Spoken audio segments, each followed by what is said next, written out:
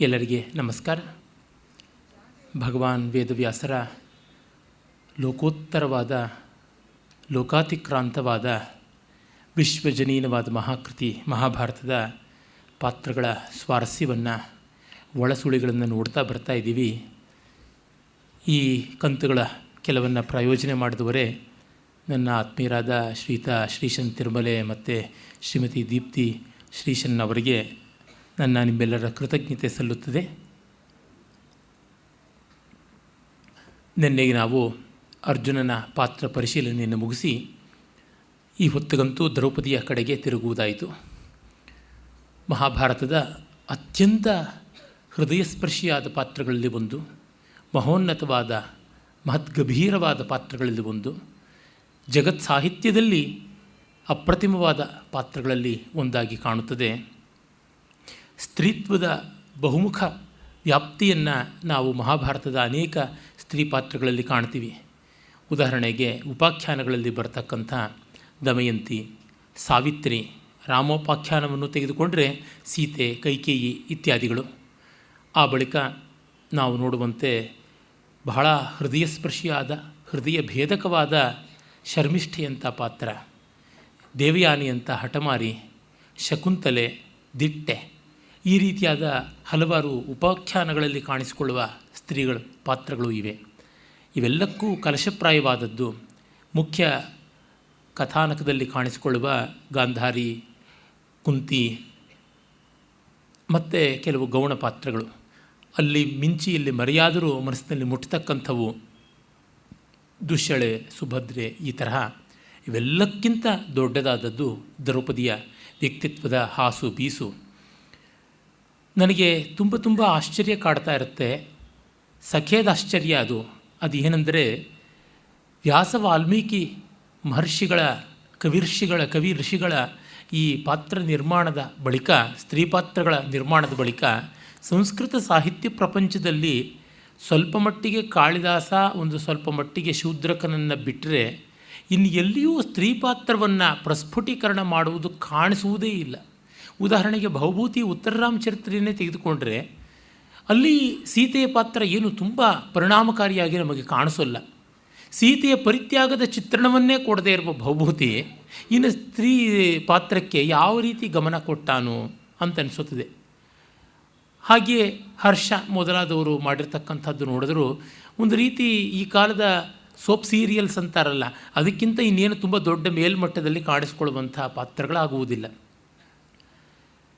ಬಾಣಭಟ್ಟ ಉದಾರ ಗಂಭೀರವಾದ ಮಹಾಶ್ವೇತೆಯಂಥ ಪಾತ್ರ ಕೊಟ್ಟಿದ್ದರೂ ಅದು ಒಂದು ರೀತಿ ಅಲೌಕಿಕವಾಗಿ ಲೋಕದ ಭಾವಗಳು ಅಲ್ಲಿಯೋ ಇಲ್ಲಿಯೋ ಬಂದು ಸ್ಪರ್ಶಿಸಿ ಮುಗಿಯುತ್ತವಲ್ಲದೆ ತುಂಬ ಸಂಕೀರ್ಣತೆ ಕಂಡುಬರೋಲ್ಲ. ನಿರೀಕ್ಷೆಯ ನೋಂಪಿಯ ಪ್ರತೀಕವಾಗಿ ಮಹಾಶ್ವೇತೆ ಕಾಣಿಸ್ತಾಳೆ. ಅದನ್ನು ಬಿಟ್ಟರೆ ಈ ವೈವಿಧ್ಯ, ಈ ರೋಷ, ಈ ದುಃಖ, ಈ ಸಿಟ್ಟು, ಈ ಸೆಡವು, ಈ ಸಂಕಟ, ಈ ಛಲ, ಈ ಸಾರ್ಥಕ್ಯ ಇವೆಲ್ಲ ನಮಗೆ ಎಲ್ಲೂ ಕಾಣಸಿಗುವಂಥದ್ದಲ್ಲ. ಆಮೇಲೆ ನಾವು 20ನೇ ಶತಮಾನಕ್ಕೆ ತಿರುಗಬೇಕಾಗುತ್ತದೆ. ಅಲ್ಲಿ ಇಲ್ಲಿ ಅಪವಾದಾಸ್ಪದವಾಗಿ ಉದಾಹರಣೆಗೆ ಕಣ್ಣಗಿ ಅಥವಾ ಕನ್ನಗಿ ಯಾವ ಶಿಲಪ್ಪಧಿಕಾರಂ ಇಳಂಗೋವಾಡಿಗಳನ್ನ ಕಾವ್ಯದಲ್ಲಿ ಕಾಣಸಿಗುತ್ತಾಳೆ ಅವಳು, ಮತ್ತು ಅಷ್ಟಿಷ್ಟರ ಮಟ್ಟಿಗೆ ಮಾಧವಿ ಅದೇ ಕಾವ್ಯದಲ್ಲಿ ಬರ್ತಕ್ಕಂಥವಳು. ಮಣಿಮಯ ಕಲೆಯಲ್ಲಿ ಕಾಣಿಸ್ಕೊಳ್ತಕ್ಕಂಥ ಮಾಧವಿಯ ಮಗಳು. ಈ ಥರದ್ದು ತುಂಬ ಗೌಣ. ಕಣ್ಣಗಿ ಇದ್ದಿದ್ದರೊಳಗೆ ಪರವಾಗಿಲ್ಲ. ಆದರೂ ದ್ರೌಪದಿ, ಸೀತೆ ಮೊದಲಾದ ಪಾತ್ರಗಳಿಗೆ ಹೋಲಿಸಿದರೆ ಸಪ್ಪೆ. ಹಾಗೆ ಕಂಡಾಗ ಇಂಥ ಪಾತ್ರಗಳನ್ನು ನಿರ್ಮಾಣ ಮಾಡುವುದಕ್ಕೆ ಇಂಥ ಒಂದು ಸಮೃದ್ಧವಾದ ಜೀವನ ಸಂಸ್ಕೃತಿ ಇರುವ ದೇಶದಲ್ಲಿಯೇ ಎಷ್ಟು ಕಷ್ಟವಾಯಿತು ಅಂತ ಗೊತ್ತಾಗುತ್ತದೆ. ವಿಶ್ವ ಸಾಹಿತ್ಯದಲ್ಲಿ ನೋಡಿದರೆ ಪ್ರಾಚೀನ ಪಾಶ್ಚಾತ್ಯ ಸಾಹಿತ್ಯದ ಹಿನ್ನೆಲೆಯನ್ನು ಗಮನಿಸಿಕೊಂಡಾಗ ಹೋಮರ್ನಲ್ಲಿ ಕಾಣಿಸಿಕೊಳ್ತಕ್ಕಂಥ ಪೆನೆಲಿಪಿ ಒದಿಸ್ಸಿಯ ಕಾವ್ಯದಲ್ಲಿ ಆಕೆ ಇರಬಹುದು. ಸ್ವಲ್ಪ ಮಟ್ಟಿಗೆ ಅಲ್ಲಿ ಹಾಗೂ ಇನ್ನೊಂದು ಅವಳಿ ಕಾವ್ಯವಾದ ಇಲಿಯಂ ಅದರೊಳಗೆ ತೋರಿಕೊಳ್ತಕ್ಕಂಥ ಹೆಲನ್ ಇರಬಹುದು. ಈ ಥರದ ಪಾತ್ರಗಳಲ್ಲಿ ಒಂದಿಷ್ಟು ಬಣ್ಣಗಾರಿಕೆ, ಸೊಗಸು, ಸೂಕ್ಷ್ಮತೆ ಇದೆ.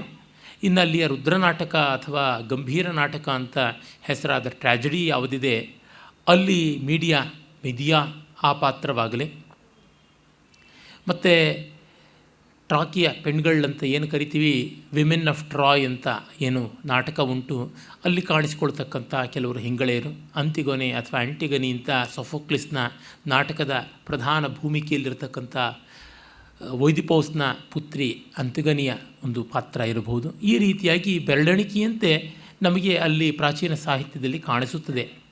ಆಮೇಲೆ ನಾವು ನೋಡಬೇಕು ಅಂತಂದರೆ ಈ ಥರ ಪಾತ್ರಗಳನ್ನು ಶೇಕ್ಸ್ಪಿಯರೇ ಶರಣ್ಯ. ಅಲ್ಲಿ ನಮಗೆ ಎದ್ದು ತೋರುವಂತೆ ಲೇಡಿ ಮ್ಯಾಕ್ಬೆತ್ ಇರ್ಬೋದು, ಅಥವಾ ಪೋರ್ಷಿಯಾ ಇರ್ಬೋದು, ಕಾರ್ಡೀಲಿಯಾ ಇರ್ಬೋದು, ಒಫೀಲಿಯಾ ಇರ್ಬೋದು, ಹರ್ಮೀನಿಯಾ ಇರ್ಬೋದು, ಅಥವಾ ತುಂಬ ನಮ್ಮೆಲ್ಲರ ಕರುಣೆಯನ್ನು ಮತ್ತು ಅನುತಾಪವನ್ನು ಬೇಡುವಂಥ ಪಾತ್ರವಾಗಿ ಕಾಣಿಸ್ಕೊಳ್ತಕ್ಕಂಥ ಡೆಸ್ಡೆಮೋನಾ ಇರಬಹುದು.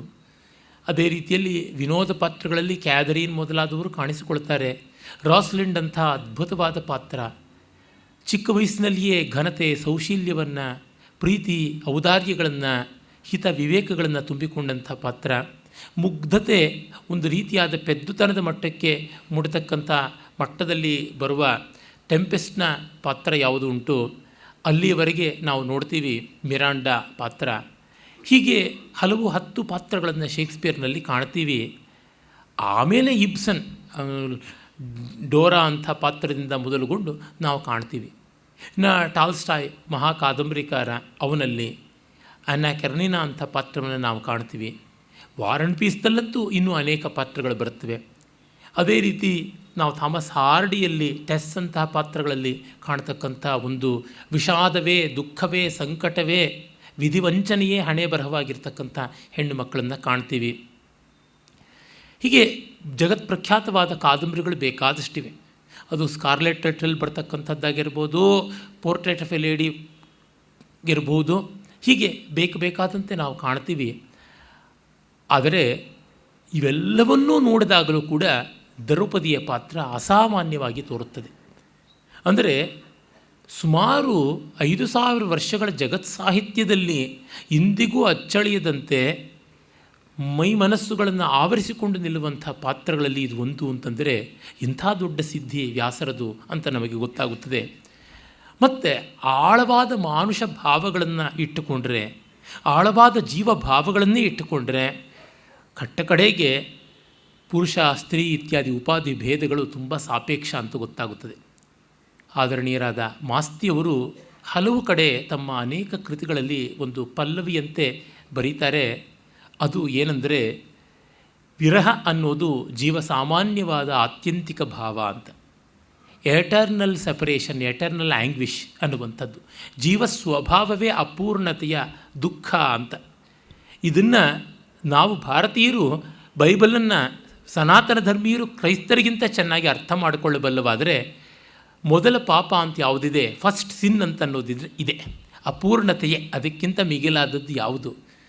ಹೀಗೆ ಜೀವತ್ವದ ಅಪೂರ್ಣತೆ ಇದೆಯಲ್ಲ, ಅದು ಬಗೆ ಬಗೆಯಲ್ಲಿ ತೋರಿಕೊಳ್ಳುತ್ತದೆ. ನಿನ್ನೆ ದಿವಸ ಅಲ್ಲಿ ಟಿ ವಿ ಜಿಯವರ ದಿವ್ಯವಾದ ವಿಗ್ರಹ ಯಾವುದುಂಟು ಅದರ ಸಮೀಪದಲ್ಲಿ ಅವರ ಜೀವನದ ಹಲವು ಘಟ್ಟಗಳನ್ನು ತೋರ್ಪಡಿಸುವ ಚಿತ್ರಗಳನ್ನು ಎಲ್ಲವನ್ನು ಪ್ರದರ್ಶನ ಮಾಡಿದ್ದಾರೆ. ತುಂಬ ಚೆನ್ನಾಗಿ ಹೃದಯಂಗಮವಾಗಿ ಕಗ್ಗದ ಸೂಕ್ತಿಗಳನ್ನು ಪೋಣಿಸಿದ್ದಾರೆ. ಅದು ಅರ್ಥಪೂರ್ಣವಾದ ಸೂಕ್ತಿಗಳನ್ನು ಚಿತ್ರಕ್ಕೆ ಯುಕ್ತವಾಗುವಂತೆ ನಮ್ಮ ಸೂರ್ಯಪ್ರಕಾಶ ಪೋಣಿಸಿಕೊಟ್ಟದ್ದು ಅಂತ ಕೇಳಿ ಸಂತೋಷವಾಯಿತು. ಅಲ್ಲಿ ಒಂದು ಕಡೆ ಡಿ ವಿ ಜಿಯವರು ಒಂಟಿಯಾಗಿರ್ತಕ್ಕಂಥ ಚಿತ್ರದಲ್ಲಿ ಒರ್ವನೇ ನಿಲುವನೇ ಉತ್ಕಟ ಕ್ಷಣಗಳಲ್ಲಿ ಅಂತ ಆ ಪದ್ಯ ನಿರ್ಮಿತ್ರ ನಿರಲು ಕಲಿ ಅಂತ ಮುಗಿಯುತ್ತದೆ. ಅದೇ ರೀತಿ ಅವರ ಪತ್ನಿ ಭಾಗ್ಯರ್ಥಮ್ನವರ ಚಿತ್ರವನ್ನು ಕುರಿತು ಹಾಕುವಾಗ, ಕಾರಳೊಳು ಆಗಸದಿ ತಾರೆ ನೂರಿದ್ದೇನು, ದಾರಿಗನ ಕಣ್ಣಿಗೆ ಬೇಕೊಂದು ಮನೆ ಬೆಳಕು, ದೂರದ ದೈವವಂತಿರಲಿ ಮಾನುಷ ಸಖನ ಕೋರುವುದು ಬಡಜೀವ ಮಂಕುತಿಮ್ಮ. ಈ ಜೀವತ್ವದ ಅಪೂರ್ಣತೆಗಾಗಿ ಮತ್ತೊಂದು ಮಗದೊಂದು ಇನ್ನೊಂದು ಬೇಕು ಅನ್ನುವ ಅಪೇಕ್ಷೆ. ಮನುಜರೂಪದಿನ ಆದರವನ್ನು ಪಡೆಯದ ಜೀವವು ಅನುರಾಗವನ್ನು ಬಿಡಾಲಕೋ ಶುಕಕೋ ಕಪಿಗೋ ಶುನಕಕೋ ಎರೆದದರ ಮರುದನಿಯ ನಾಲಿಪುದು ತಣಿವು ಜೀವಸ್ವರದಿ ಮಂಕುತಿಮ್ಮ ಅಂತ ಆ ಒಂದು ಕಾರಳೊಳ ಅಗಸದಿ ಪದ್ಯಗುಚ್ಛದಲ್ಲಿಯೇ ಒಂದು ಪದ್ಯವನ್ನು ನಾವು ನೋಡ್ತೀವಿ. ಮನುಷ್ಯ ರೂಪದಿಂದ ನಮಗೆ ಆದರ ಸಿಗದೇ ಇದ್ದರೆ ಪ್ರೀತಿ ತೋರ್ಸೋಕ್ಕೆ ಯಾರೂ ಸಿಗಲಿಲ್ಲ, ನಮಗೆ ತೋರ್ಸೋಕ್ಕೂ ಇಲ್ಲ, ನಾವು ತೋರ್ಸೋಕ್ಕೂ ಇಲ್ಲ ಅಂದರೆ ಬಿಡಾಲ ಬೆಕ್ಕಿಗೋ, ಶುಕ ಗಿಣಿಗೋ, ಕಪಿಗೋ, ಶುನಕಕ್ಕೋ ನಾಯಿಗೋ ಎರೆದು ಅದರ ಮರುದನಿಯನ್ನು ಆಲಿಪುದು. ಅದು ಮ್ಯಾವ್ ಅಂದರೆ ಬಹು ಅಂತಂದರೆ ನಾವು ಸಂತೋಷ ಪಡ್ತೀವಿ, ಅದು ಬಾಲ ಆಡಿಸಿದ್ರೆ ನಾವು ಸಂತೋಷ ಪಡ್ತೀವಿ, ನೆಕ್ಕಿದ್ರೆ ನಾವು ಮೈಮರೀತೀವಿ. ತಣಿವು ಜೀವಸ್ವರದಿ ಮಂಕುತಿಮ್ಮ. ಹೀಗೆ ಆ ಜೀವಸ್ವರದಲ್ಲಿ ತಣಿವು, ಸಮಾಧಾನ ಅನ್ನುವುದು ಬರುತ್ತದೆ. ಈ ಜೀವಾರ್ತಿಯನ್ನು ಮಾಸ್ತಿಯವರು ಸುಬ್ಬಣ್ಣ ಕಾದಂಬರಿಯಲ್ಲಿ ಅದೆಷ್ಟು ಚೆನ್ನಾಗಿ ಚಿತ್ರಿಸ್ತಾರೆ. ಭೈರಪ್ಪನವರು ಅಂಜೂನಲ್ಲಿ ಆ ಅಮೃತ ಸೋಮಶೇಖರ ಪ್ರಸಂಗದಲ್ಲಿ ಅದೆಷ್ಟು ಮಾರ್ಮಿಕವಾಗಿ ಚಿತ್ರಿಸ್ತಾರೆ. ಕುವೆಂಪು ಅವರು ಅವರ ಕಾನೂರು ಹೆಗ್ಗಡತಿಯಲ್ಲಿ ಪೂವಯ್ಯ ಮತ್ತು ಸೀತೆ ಆ ಹಿನ್ನೆಲೆಯಲ್ಲಿ ಅದೆಷ್ಟು ಮಾರ್ಮಿಕವಾಗಿ ಬಣ್ಣಿಸ್ತಾರೆ ಅಂತೆಲ್ಲ ನಮಗೆ ನೋಡಿದಾಗ ಗೊತ್ತಾಗುತ್ತದೆ ಮಹಾಕೃತಿಗಳ ಮಹಾಲೇಖಕರ ಪಲ್ಲವಿಯೇ ಅದಾಗಿದೆ ಅಂತ. ಶೇಕ್ಸ್ಪಿಯರ್ನ ಬಗ್ಗೆ ಹೇಳ್ತಾರೆ. ಇಡೀ ಶೇಕ್ಸ್ಪಿಯರ್ನ ನಾಟಕಗಳನ್ನೆಲ್ಲ ನೋಡಿದ್ರೆ it is the longing for love and the unfulfilment of love ಅಂತ, ಅದೇ ಸ್ಥಾಯಿ ಅಂತ. ಅಂದರೆ ಪ್ರೀತಿ ಅನ್ನೋದು ಗುರುತಿಸುವಿಕೆ, ಪ್ರತ್ಯಭಿಜ್ಞಾನ, ರೆಕಾಗ್ನಿಷನ್. ನಮ್ಮನ್ನು ಆ ಕ್ಷಣಕ್ಕೆ ಗುರುತಿಸಬೇಕು. ನಮ್ಮ ನೋವನ್ನು ಕಂಡು ಹೌದು ನೀವು ನೊಂದ್ರಿ ಅಂತ ಅನ್ನಬೇಕು. ನಮಗೇನು ಕಿರೀಟ ಸಿಗದೆ ಹೋಗ್ಬೋದು, ನಮಗೆ ಆ ನೋವಿನ ಪರಿಹಾರ ಆಗದೇ ಇರಬಹುದು, ಹಾಗಂದಿದ್ದು ಮುಖ್ಯ ಅಂತ. ಈಚಿನ 1-2 ವರ್ಷಗಳಲ್ಲಿ ನನ್ನ ಒಬ್ಬ ಆತ್ಮೀಯ ತರುಣ ಮಿತ್ರನಿಗೆ ಒಂದು ಭಾವದ ಸಂಬಂಧದಲ್ಲಿ ಬಹಳ ಖೇದ ಉಂಟಾಯಿತು. ಆದರೆ ನನ್ನ ದುರ್ದೈವವೋ ಅವನ ದುರ್ದೈವವೋ ಗೊತ್ತಿಲ್ಲ. ಅವನ ಪಾಪ ಎಷ್ಟು ಸಂಕಟಪಟ್ಟ, ಸಮಾಧಾನ ಹೇಳಿದೆ, ಸಾಂತ್ವನ ಹೇಳಿದೆ, ಎಲ್ಲವನ್ನ ಹೇಳಿದೆ. ಆದರೂ ಅವನಿಗೆ ನನ್ನಿಂದ ದಕ್ಕಬಹುದಾದಷ್ಟು ಪ್ರಮಾಣದ ಸಹಾನುಭೂತಿ ದಕ್ಕಲಿಲ್ಲ ಅಂತ. ನೀವು ಕನಕರಿಸ್ತೀರೇ ಹೊರತುನುವೆ you have sympathy but don't have empathy ಅಂತಂದ. ಏನು ಮಾಡೋದಪ್ಪ, ಅದು ಆದಿ ದಂಪತಿಗಳಾದ ಪಾರ್ವತಿ ಪರಮೇಶ್ವರರಿಗೆ ಸಾಧ್ಯವಾಗಬೇಕು. ಯಾಕೆಂದರೆ ಅವರು ಅದ್ವೈತ ಸ್ವರೂಪಿಗಳಾಗಿ ಅರ್ಧನಾರೀಶ್ವರರಾಗಿದ್ದಾರೆ. ನಮ್ಮ ಕೈಲಾದಷ್ಟು, ನಮ್ಮ ಎಟುಕುವಿಕೆಗೆ ಎಷ್ಟೋ ಅಷ್ಟೇ ಅಂತ ಹೇಳ್ಬಿಟ್ಟು ಅಂತಂದೆ. ಅಂದರೆ you don't acknowledge my pain ಅಂತ. ಅವನಿಗೆ ಯಾರೋ ಒಬ್ಬರಿಂದ ದುಃಖವಾಗಿತ್ತು. ಆ ದುಃಖವನ್ನು ಉಂಟು ಮಾಡಿದವರು ನನಗೂ ಆತ್ಮೀಯರು, ಇಬ್ಬರೂ ಆತ್ಮೀಯರಾದವರು. ನನ್ನ ಗ್ರಹಚಾರಕ್ಕೆ ನಾನೇ ಅವರಿಬ್ಬರಿಗೆ ಪರಿಚಯ ಮಾಡಿಸಿದ್ದು. ನನಗೆ ಬಂದು ಕೂತ್ಕೊಳ್ತು. ಆ ಕಡೆ ಒಂದು ಮೂಗುಬ್ಬಸ, ಈ ಕಡೆಗೆ ಒಂದು ಸಂಕಟ. ಇಬ್ಬರ ದುಃಖವೂ ನನಗೆ ನನ್ನ ಮಟ್ಟಕ್ಕೆ ಅರ್ಥವಾಗುತ್ತದೆ. ತುಂಬ ಕೋಮಲವಾಗಿರ್ತಾರೆ ಯಾರು, ಅವರಿಗೆ ನೋವು ಹೆಚ್ಚು. ನ್ಯಾಯ, ನೋವು ಹೆಚ್ಚಾಗಿದೆ, ಅನ್ಯಾಯವಾಗಿದೆ, ಎಲ್ಲ ಹೌದು. ಆದರೂ ನೋವು ಪಟ್ಟವರಷ್ಟು ಚೆನ್ನಾಗಿ ನಮಗೆ ಅರ್ಥವಾಗುತ್ತದೆ. ವೇರರ್ ನೋಸ್ ವೇರ್ ದಿ ಶೂ ಪಿಂಚಸ್ ಅಂತಾರಲ್ಲ, ಹೀಗೆ. ಆಗ ನಾವು ಸರಿಯಾದ ಸಂದರ್ಭದಲ್ಲಿ ಪೂರ್ಣ ಭಾವದಿಂದ ಅಯ್ಯೋ ಅಂತ ಅಂದೇ ಇದ್ದಾಗ ಆ ಜೀವಕ್ಕೆ ಸಮಾಧಾನ ಸಿಗೋದಿಲ್ಲ. ಅಂಥ ಕೃಷ್ಣನೇ ದ್ರೌಪದಿಗೆ ಸಮಾಧಾನ ಮಾಡೋಕ್ಕಾಗಲಿಲ್ಲ ಅಂದರೆ ನಾನೆಲ್ಲ ಯಾವೂರು ತಪ್ಪಲು. ಅಂದರೆ ದ್ರೌಪದಿಗೆ ಸಾಕ್ಷಾತ್ತಾಗಿ ಆ ಪರಮಾತ್ಮ ಅಂತ ನಾವು ಮನುಷ್ಯ ರೂಪದಲ್ಲಿ ಕಾಣುವುದಿದ್ದರೆ ಯಾರೋ ಅದಕ್ಕಿಂತ ಎತ್ತರದ್ದು ಮೌಲ್ಯ ನನಗೆ ಕಂಡಿಲ್ಲ. ಭಗವಾನ್ ಶ್ರೀಕೃಷ್ಣ ಅವನಿಗೆ ಆಕೆಯ ಸಂಕಟವನ್ನು ಪೂರ್ಣವಾಗಿ ಉಪಶಮನ ಮಾಡೋಕ್ಕಾಗಲಿಲ್ಲ ಅಂತಂದರೆ ಅದು ಏನು ಖೇದ ಇರಬೇಕು. ಸೀತೆಗೆ ಸಂಕಟ ಐಸೋಲೇಷನ್ನಲ್ಲಿ ಬಂದರೆ ದ್ರೌಪದಿಗೆ ಸಂಕಟ ಸಮೂಹದ ಮಧ್ಯೆ ಬಂತು.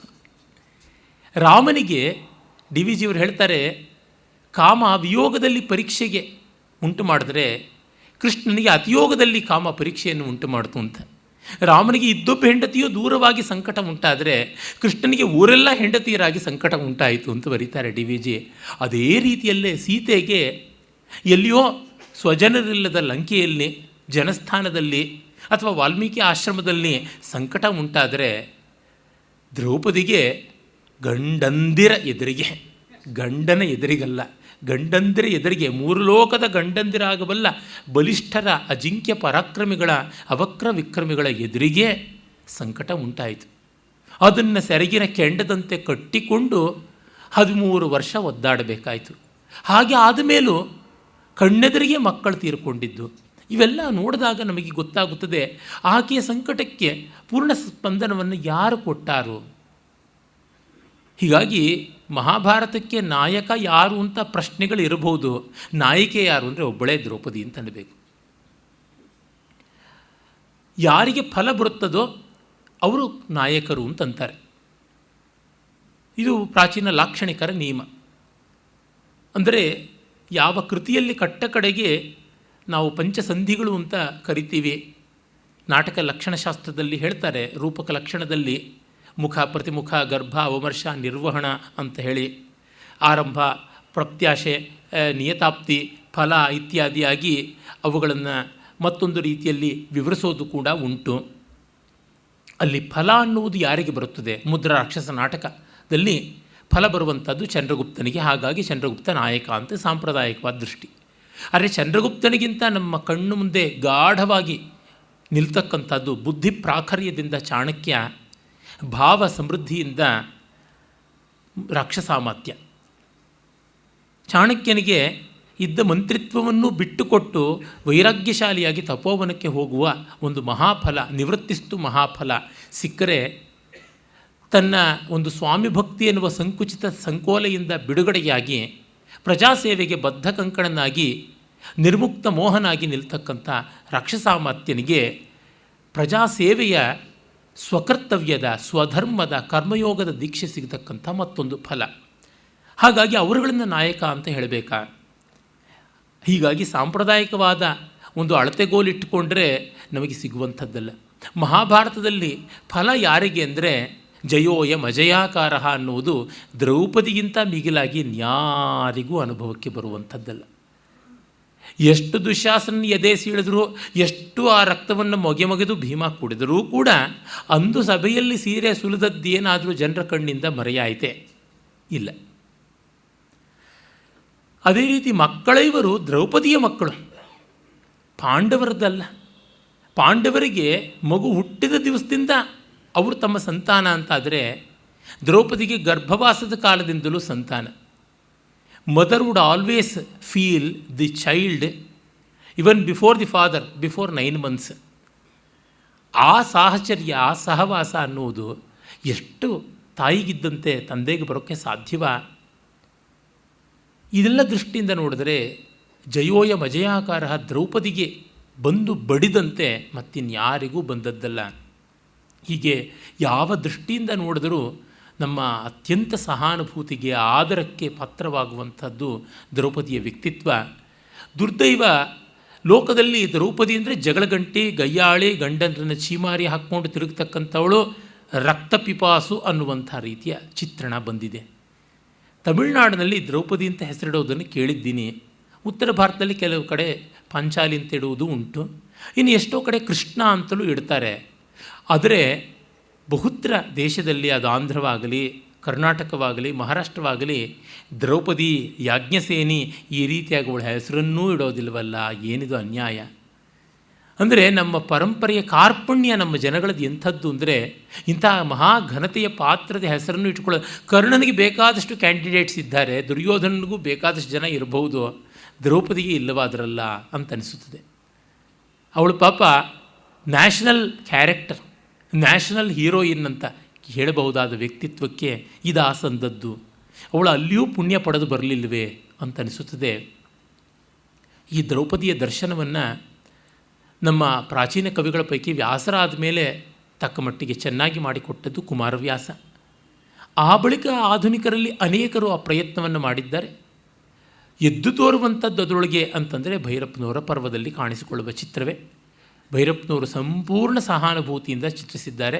ಅವರೇ ದ್ರೌಪದಿಯಾಗಿ ಚಿತ್ರಿಸಿದ್ದಾರೆ ಅಂತ ಅನ್ನಬೇಕು. ಅದಲ್ಲದೆ ನಮ್ಮ ಡಾಕ್ಟರ್ ಪ್ರಭಾವತಿ ಅಂಥವರು ಕಾದಂಬರಿಗಳನ್ನು ಎಲ್ಲ ಬರೆದಿದ್ದಾರೆ. ಆದರೆ ಪರ್ವದ ದಟ್ಟವಾದ ಪ್ರಭಾವ ಕಾಣಿಸುತ್ತದೆ. ವೆಂಕಟೇಶ ಮೂರ್ತಿಯವರು ಒಂದು ಒಳ್ಳೆಯ ಚಿಕ್ಕ ರೂಪಕವನ್ನು ಬರೆದಿದ್ದಾರೆ, HSV. ಅಲ್ಲಿಯೂ ಒಂದಷ್ಟು ಚೆನ್ನಾಗಿರತಕ್ಕಂಥ ಚಿತ್ರಣ ಬಂದಿದೆ.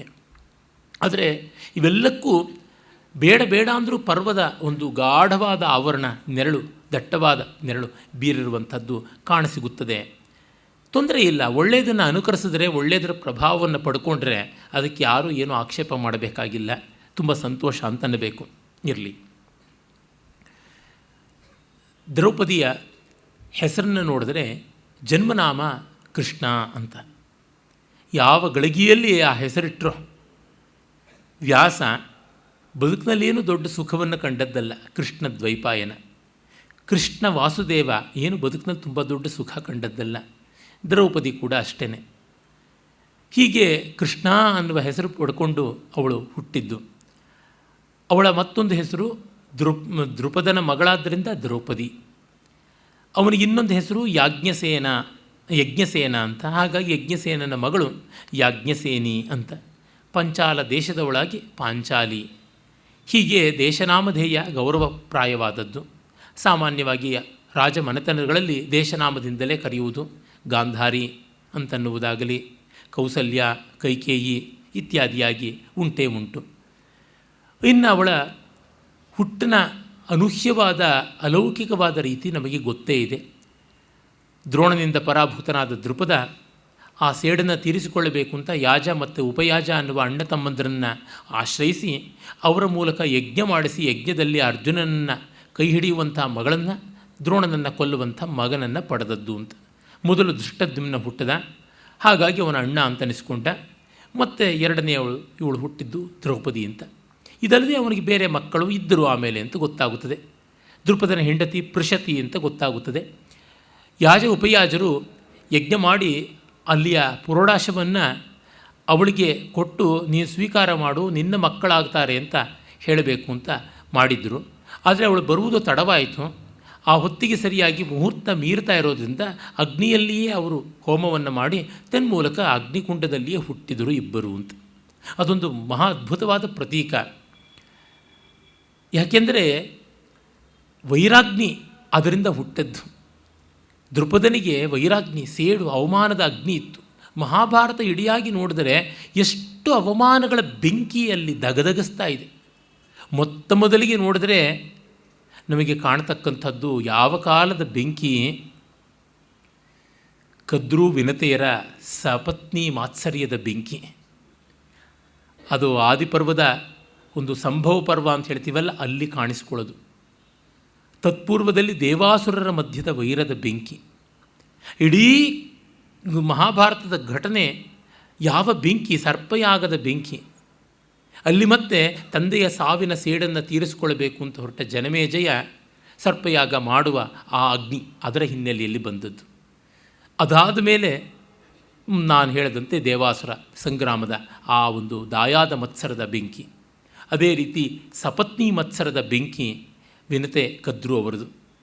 ಮತ್ತು ಗರುಡ, ಆಮೇಲೆ ಸರ್ಪ, ಅವರುಗಳ ಒಂದು ಮಾತ್ಸರ್ಯ ಅದು ಮತ್ತೆ ಒಂದು ರೀತಿಯಾದ ದಾಯಾದ ಮಾತ್ಸರ್ಯವೇನೆ.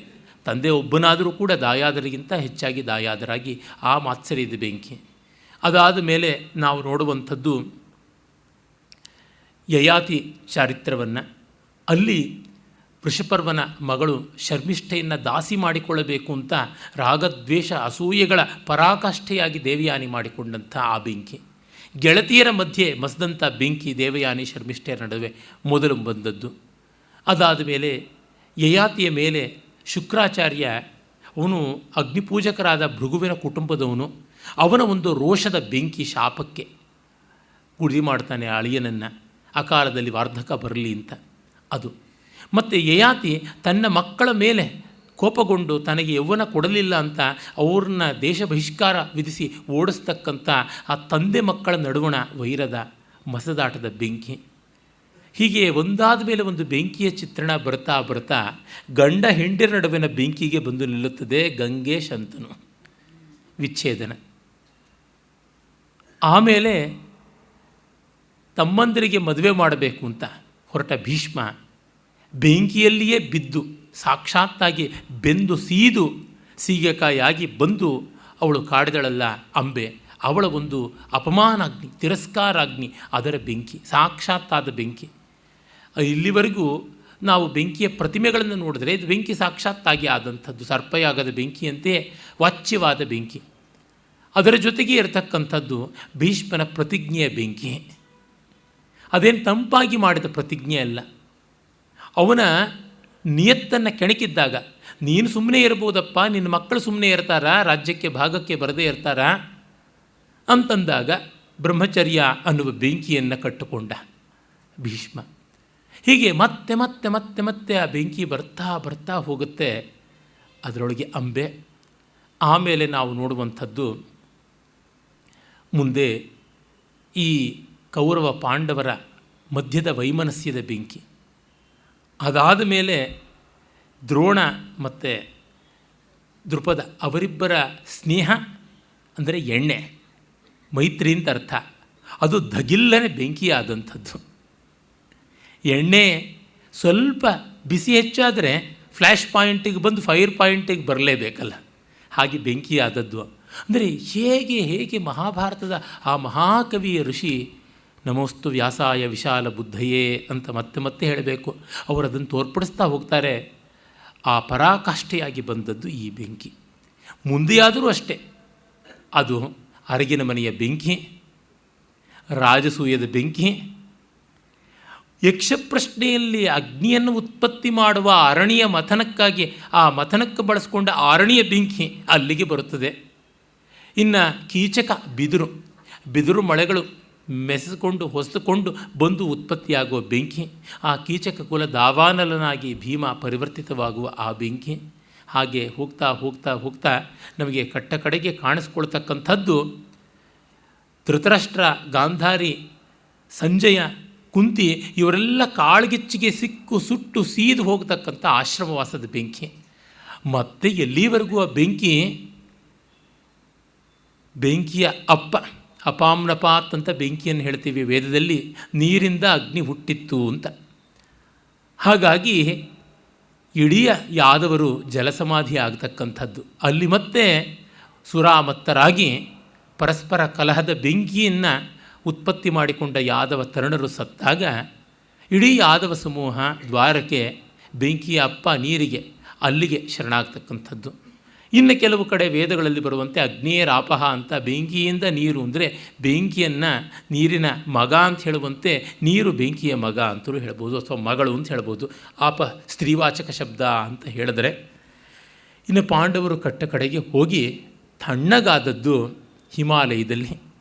ಆದರೂ ತಣ್ಣಗಾದರೆ ಇಲ್ಲ, ಮಹಾಪ್ರಸ್ಥಾನದ ಮಟ್ಟಿಗೆ. ಅಲ್ಲಿ ಹೋಗಿ ಧರ್ಮರಾಜ ಕಂಡದ್ದು ನರಕದ ಬೆಂಕಿಯಲ್ಲಿ ಬೇಯ್ತಾ ಇದ್ದ ಪಾಂಡವರನ್ನು. ಈ ಬೆಂಕಿಯಲ್ಲಿ ನನ್ನ ತಮ್ಮಂದಿರು ಬೇಯುವಾಗ ನಾನೇ ಅಲ್ಲಿರ್ತೀನಿ, ಅದರಿಂದ ಅವರಿಗೆ ತಂಪು ಬಂದರೆ ಪರವಾಗಿಲ್ಲ ಅಂತ ಬೆಂಕಿಯಲ್ಲೇ ಇರುವುದಕ್ಕೆ ಒಪ್ಪಿಕೊಂಡ ಧರ್ಮರಾಜ ಕೂಡ ಅನ್ನುವ ಮಟ್ಟಕ್ಕೆ ಬರುತ್ತದೆ. ಮತ್ತು ಕಟ್ಟ ಕಡೆಗೆ ಈ ಬೆಂಕಿಯನ್ನು ಬಿಟ್ಟರೇನಪ್ಪ ನಿನಗಿರುವಂಥದ್ದು ಅಂತ ದೇವಗಂಗೆಯಲ್ಲಿ ಸ್ನಾನ ಮಾಡಿ ನೀನು ನಿರ್ವೈರನಾಗ್ತೀಯ, ಆಗ ನಿನಗೆ ದಿವ್ಯ ದೃಷ್ಟಿ ಬರುತ್ತದೆ ಅಂತ ಇಂದ್ರ ಹೇಳಿ ಮಾಡ್ತಾನೆ. ಅಲ್ಲಿಗೆ ಅಗ್ನಿಯ ಉಪಶಾಂತಿ ಆಗುತ್ತದೆ. ಕಟ್ಟ ಕಡೆಗೆ ಮಹಾಭಾರತ ಸಾವಿತ್ರಿಯಲ್ಲಿ ವ್ಯಾಸರು ಅದನ್ನೇ ಹೇಳ್ತಾರಲ್ಲ, ಧರ್ಮಾದರ್ಥಶ್ಚ ಕಾಮಶ್ಚ ಸಖಿಮರ್ಥಂ ನ ಸೇವ್ಯತೆ ಊರ್ಧ್ವವಾಹುರ್ವಿರೋಮ್ಯೇಷಃ. ಕೈಯೆತ್ತಿ ಬಡ್ಕೋತಾ ಇದ್ದೀನಿ, ಯಾರೂ ಕೇಳ್ತಾ ಇಲ್ಲ. ಧರ್ಮದಿಂದಲೇ ಅರ್ಥ, ಧರ್ಮದಿಂದಲೇ ಕಾಮ, ಧರ್ಮದಿಂದಲೇ ಮೋಕ್ಷ ಅಂತ ಯಾರೂ ಕೇಳ್ತಾ ಇಲ್ಲ ಅಂತ ಅವರ ವ್ಯಾಕುಲತೆಯ ಅರ್ತಿಯ ಬೆಂಕಿ ಆಪೋಜ್ಯೋತಿ ಆರ್ದ್ರಜ್ಯೋತಿರ್ಜ್ವಲತಿ ಜ್ಯೋತಿರಹಮಸ್ಮಿ. ಅದು ಭಾರತ ಸಾವಿತ್ರಿ ಅಂದರೆ ತಂಪಾದ ಬೆಂಕಿ, ಜೈವಿಕವಾದ ಅಗ್ನಿ, ಜೀವಾಗ್ನಿ ಅಂತ ಕರೀಬಹುದು. ನಮ್ಮನ್ನು ಸುಡುವಂಥದ್ದು ನಿರ್ಜೀವಾಗ್ನಿ, ಆದರೆ ನಮ್ಮನ್ನು ತಂಪು ಮಾಡುವಂಥದ್ದು ಮಿಂಚು ಹುಳದ ಬೆಳಕಿದ್ದಂತೆ ತಂಬೆಳಕು, ಚಂದ್ರನಂಥ ತಂಬೆಳಕಾದದ್ದು ಚೆಂಬೆಳಕು. ಮಹಾಭಾರತ ಕಡೆಗೆ ಕೊಡ್ತಕ್ಕಂಥದ್ದು ಅಂತರಂಗದ ರಾಗದ್ವೇಷಗಳ ಅಗ್ನಿ ಉಪಶಮನವಾಗಬೇಕು. ಯಾವುದನ್ನು ಅಥರ್ವವೇದದಲ್ಲಿ ಕಾಮಾಗ್ನಿ ಶಮನ ಸೂಕ್ತದಲ್ಲಿ ಹೇಳ್ತಾರೋ ಆ ರೀತಿಯಾಗಿ ಬರುತ್ತದೆ. ಹೀಗೆ ಪರಂಪರೆಯಾಗಿ ಅಗ್ನಿ ನಾನು ಎಣಿಸಲಿಲ್ಲ ಎಲ್ಲಿಂದ ಬಂದಿದೆ ಅಂತ, 15, 20, 30 ಲೆಕ್ಕಕ್ಕಿಲ್ಲ. ಈ ಮಧ್ಯದಲ್ಲಿ ಖಾಂಡವ ವನದ ದಹನದ ಬೆಂಕಿ ಅಂಥದ್ದು 1, 2 ಹೀಗೆ ಕೊನೆಯಿಲ್ಲದೆ ಹೋಗ್ತಾ ಇರ್ತದೆ ಅಗ್ನಿ. ಅಂಥ ಅಗ್ನಿಯಲ್ಲಿ ಹುಟ್ಟಿದಳು ಅಂತಂದರೆ ಇಡೀ ಮಹಾಭಾರತವೇ ಒಂದು ಅಗ್ನಿತೀರ್ಥವಾದರೆ ಆ ಅಗ್ನಿತೀರ್ಥದಲ್ಲಿ ಅರಳಿದಂತಹ ಅಮಲ ಕಮಲ ದ್ರೌಪದಿ ದೇವಿ ವೈರಾಗ್ನಿಯಲ್ಲಿ ಹುಟ್ಟಿದಳು. ಆದರೆ ಅವಳು ಮಾತ್ರ ಯಾವ ವೈರವನ್ನು ಇಟ್ಟುಕೊಳ್ಳಿಲ್ಲ. ಅವಳಿಗೆ ನಿಜವಾಗಿ ನಾನು ನೊಂದದ್ರಿಂದ ನನಗೆ ನ್ಯಾಯ ಕೊಡಿ ಅಂತ ಕೇಳಿದ್ದು. ನೋಡಿ, ಅವಳಿಗೆ ಆ ವೈರ ಏನಾದರೂ ಇದ್ದಿದ್ದರೆ ಮೊದಲಿಗೆ ಅದು ಬರಬೇಕಾಗಿತ್ತಲ್ಲ. ಒಮ್ಮೆ ಕೂಡ ಅವಳಿಗೆ ಆ ವೈರ ಬಂದದ್ದಲ್ಲ. ತುಂಬಿದ ಸಭೆಯಲ್ಲಿ ಅವಮಾನ ಆಗುವವರೆಗೆ ಅವಳ ವರ್ತನೆಯಲ್ಲಿ ಎಲ್ಲಿಯೂ ನಾವು ಕಹಿಯನ್ನು ಕಾಣೋಲ್ಲ, ಆಮೇಲೆ ಕಾಣೋಕ್ಕೆ ಶುರು ಮಾಡ್ತೀವಿ. ಅಗ್ನಿ ತೇಜಸ್ಸು, ರೋಷ, ಪಾವಿತ್ರ್ಯ, ಅಭಿಮಾನ ಇವುಗಳೆಲ್ಲದರ ಸಂಕೇತವಾಗಿ ಕಂಡುಬರುವಂಥದ್ದು. ಆದರೆ ಅವಳು ಪ್ರೀತಿಗೆ ಒಂದು ರೀತಿ ಎರವಾದ ಬದುಕಿ ಆಯಿತು. ತಾಯಿ ಪ್ರೀತಿ ಸಿಗಲಿಲ್ಲ, ಯಾಕೆಂದರೆ ತಾಯಿಯ ಗರ್ಭದಲ್ಲಿ ಹುಟ್ಟಲೇ ಇಲ್ವಲ್ಲ.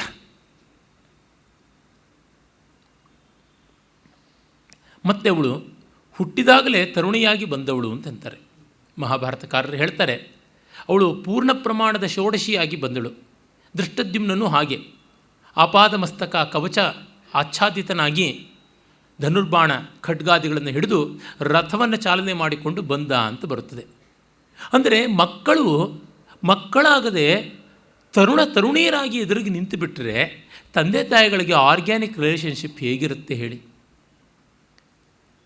ಸಿನಿಮಾಗಳಲ್ಲಿ ಮಾತ್ರ 20-30 ವರ್ಷ ಮಕ್ಕಳು ದೂರ ಇದ್ದರೂ ಕಂಡ ಮೇಲೆ ಭಯ್ಯ ಬೇಟಿ ಬೇಟಾ ಅಂತ ಕೂಕ್ಕೊಂಡು ತಬ್ಬಿಕೊಂಡು ಬಿಡ್ತಾರೆ. ಅದು ಬಾಲಿವುಡ್ಡಿಗೆ ಮಾತ್ರ ಸರಿಯಾಗುತ್ತದೆ, ಇನ್ಯಾವುದಕ್ಕೂ ಅಲ್ಲ. ಗಾಹ ಸತ್ತಸೈಯಲ್ಲಿ ಒಂದು ಗಾಹೆ ಬರುತ್ತದೆ, ಮತ್ತೆ ಮತ್ತೆ ನೋಡದೇ ಇದ್ದರೆ, ಮತ್ತೆ ಮತ್ತೆ ಮುಟ್ಟದೇ ಇದ್ದರೆ, ಮತ್ತೆ ಮತ್ತೆ ಮಾತಾಡದೇ ಇದ್ದರೆ, ಮತ್ತೆ ಮತ್ತೆ ಅಟ್ಟುವುದು, ಅಡಿಗೆ ಮಾಡಿ ಬಡಿಸುವುದು ಮಾಡದೇ ಇದ್ದರೆ ಪ್ರೀತಿ ಅನ್ನೋದು ಬೊಗಸೆಯ ನೀರಿನ ಹಾಗೆ ನೋಡುತ್ತಲೇ ಸೋರಿ ಹೋಗುತ್ತದೆ ಅಂತ. ಹೀಗಾಗಿ ಸಾತತ್ಯ, ಸಾಂಗತ್ಯ ಅದು ಬೇಕು. ಅದು ಇಲ್ಲದಂತೆ ಆಯಿತು. ಇದೊಂದು ಅದ್ಭುತವಾದ ಮೆಟಫಾರ್, ಮಹಾರೂಪಕ. ಏನಂದರೆ ದೊಡ್ಡ ದೊಡ್ಡ ಅರಮನೆಗಳಲ್ಲಿ, ದೊಡ್ಡ ದೊಡ್ಡ ಅರಸೊತ್ತಿಗೆಗಳಲ್ಲಿ ಹೈ ಫೈ ಫ್ಯಾಮಿಲಿ ಅಂತೀವಲ್ಲ, ಅಲ್ಲೆಲ್ಲ ತಂದೆ ತಾಯಿ ಮಕ್ಕಳು ಇತ್ಯಾದಿಗಳಿಗೆ ನಿರಂತರ ಗಾಢ ಸಂಪರ್ಕ ಇರೋದು ಕಷ್ಟ. ನೋಡಿ, ಮಕ್ಕಳಿಗೆ ಒಂದು ರೂಮು, ಮಕ್ಕಳಿಗೆ ಒಂದು ಅಟ್ಯಾಚ್ಡ್ ರೂಮು, ಮತ್ತೊಂದು ಸ್ಮಶಾನಕ್ಕೂ ಅದೇ ಜಾರಿ ಅಂತ ಮಾಡಿ ಕೊಟ್ಟುಬಿಟ್ರೆ, ನಾನು ಈ ಕಾಲದ ಹೈ ಟೆಕ್ ಅಪಾರ್ಟ್ಮೆಂಟ್ಸು, ಎನ್ಕ್ಲೇವ್ಸು ಇವುಗಳಿಗೆ ಹೇಳ್ತಾ ಇರ್ತೀನಿ, ಅಲ್ಲಿ ಹೋದ ಮೇಲೆ ಎಲ್ಲ ಸಿಗುತ್ತೆ, ಸ್ಮಶಾನ ಒಂದು ಬಿಟ್ಟು ಅದನ್ನು ಮಾಡಿಬಿಡಿ ಸರ್, ತೊಂದರೆ ಇಲ್ಲ. ಎಲೆಕ್ಟ್ರಿಕ್ ಕ್ರಿಮಿಟೋರಿಯಂ ಮಾಡಿಬಿಡಿ, ಸರ್ವಾಂಗ ಪರಿಪೂರ್ಣ. ಈಗ ಷೋಡಶ ಕಲಾ ಪರಿಪೂರ್ಣ ಅಲ್ಲ, ಪಂಚದಶ ಕಲಾ ಪರಿಪೂರ್ಣವಾಗಿದೆ. ಅಷ್ಟೇ, 15 ಕಲೆಗಳಿವೆ. ಇನ್ನು 16ನೇ ಕಲೆ ಅಮಾವಾಸ್ಯೆ, ಅದು ಬರಲೇಬೇಕಲ್ಲ. ಷೋಡಶಿ ಕಲಾ ಅಂದರೆ ಅಮಾವಾಸ್ಯೆ ದಿವಸ ಕಾಣದ ಚಂದ್ರನನ್ನು ಸಾಕ್ಷಾತ್ಕಾರ ಮಾಡಿಕೊಳ್ತಕ್ಕಂಥದ್ದು ಅಂತ ಶ್ರೀವಿದ್ಯಾದಿಗಳು ಹೇಳುತ್ತವೆ. ಹಾಗೆ ನೀವು ಮನುಷ್ಯ ಕಾಣದೇ ಹೋಗ್ತಕ್ಕಂಥದ್ರೂ ಅವನು ಬೂದಿಯ ರೂಪದಲ್ಲಿ ಅಸ್ತಿತ್ವ ಇರುತ್ತದೆ, ಪ್ರೇತ ರೂಪದಲ್ಲಿ ಇರುತ್ತದೆ ಎಂಥದ್ದು ಅಂತ ಮಾಡಿಕೊಂಡು ಒಂದು ವಿದ್ಯುಚ್ಚಿತಾಗಾರವನ್ನು ಮಾಡಿಸ್ಬಿಡಿ, ಅಲ್ಲಿಗೆ ಪರಿಪೂರ್ಣವಾಗಿಬಿಡುತ್ತೆ ಅಂತ. ಹಾಗೆ ಅಷ್ಟು ಖಾಸಗಿಯಾಗಿ ಮಾಡಿಬಿಟ್ಟು ಅವ್ರಿಗೊಂದು ಸೆಲ್ ಫೋನು, ಅವ್ರಿಗೊಂದು ಗಲ್ ಫೋನು ಎಲ್ಲ ಕೊಟ್ಟುಬಿಟ್ರೆ ನಿಮ್ಮ ಜೊತೆ ಅವ್ರು ಯಾಕೆ ಇರ್ತಾರೆ? ಅವರು ತಮ್ಮದಾದ ಜಗತ್ತನ್ನು ಬೆಳೆಸ್ಕೊಂಡು ಹೋಗ್ತಾ ಇರ್ತಾರೆ ಅಲ್ವಾ.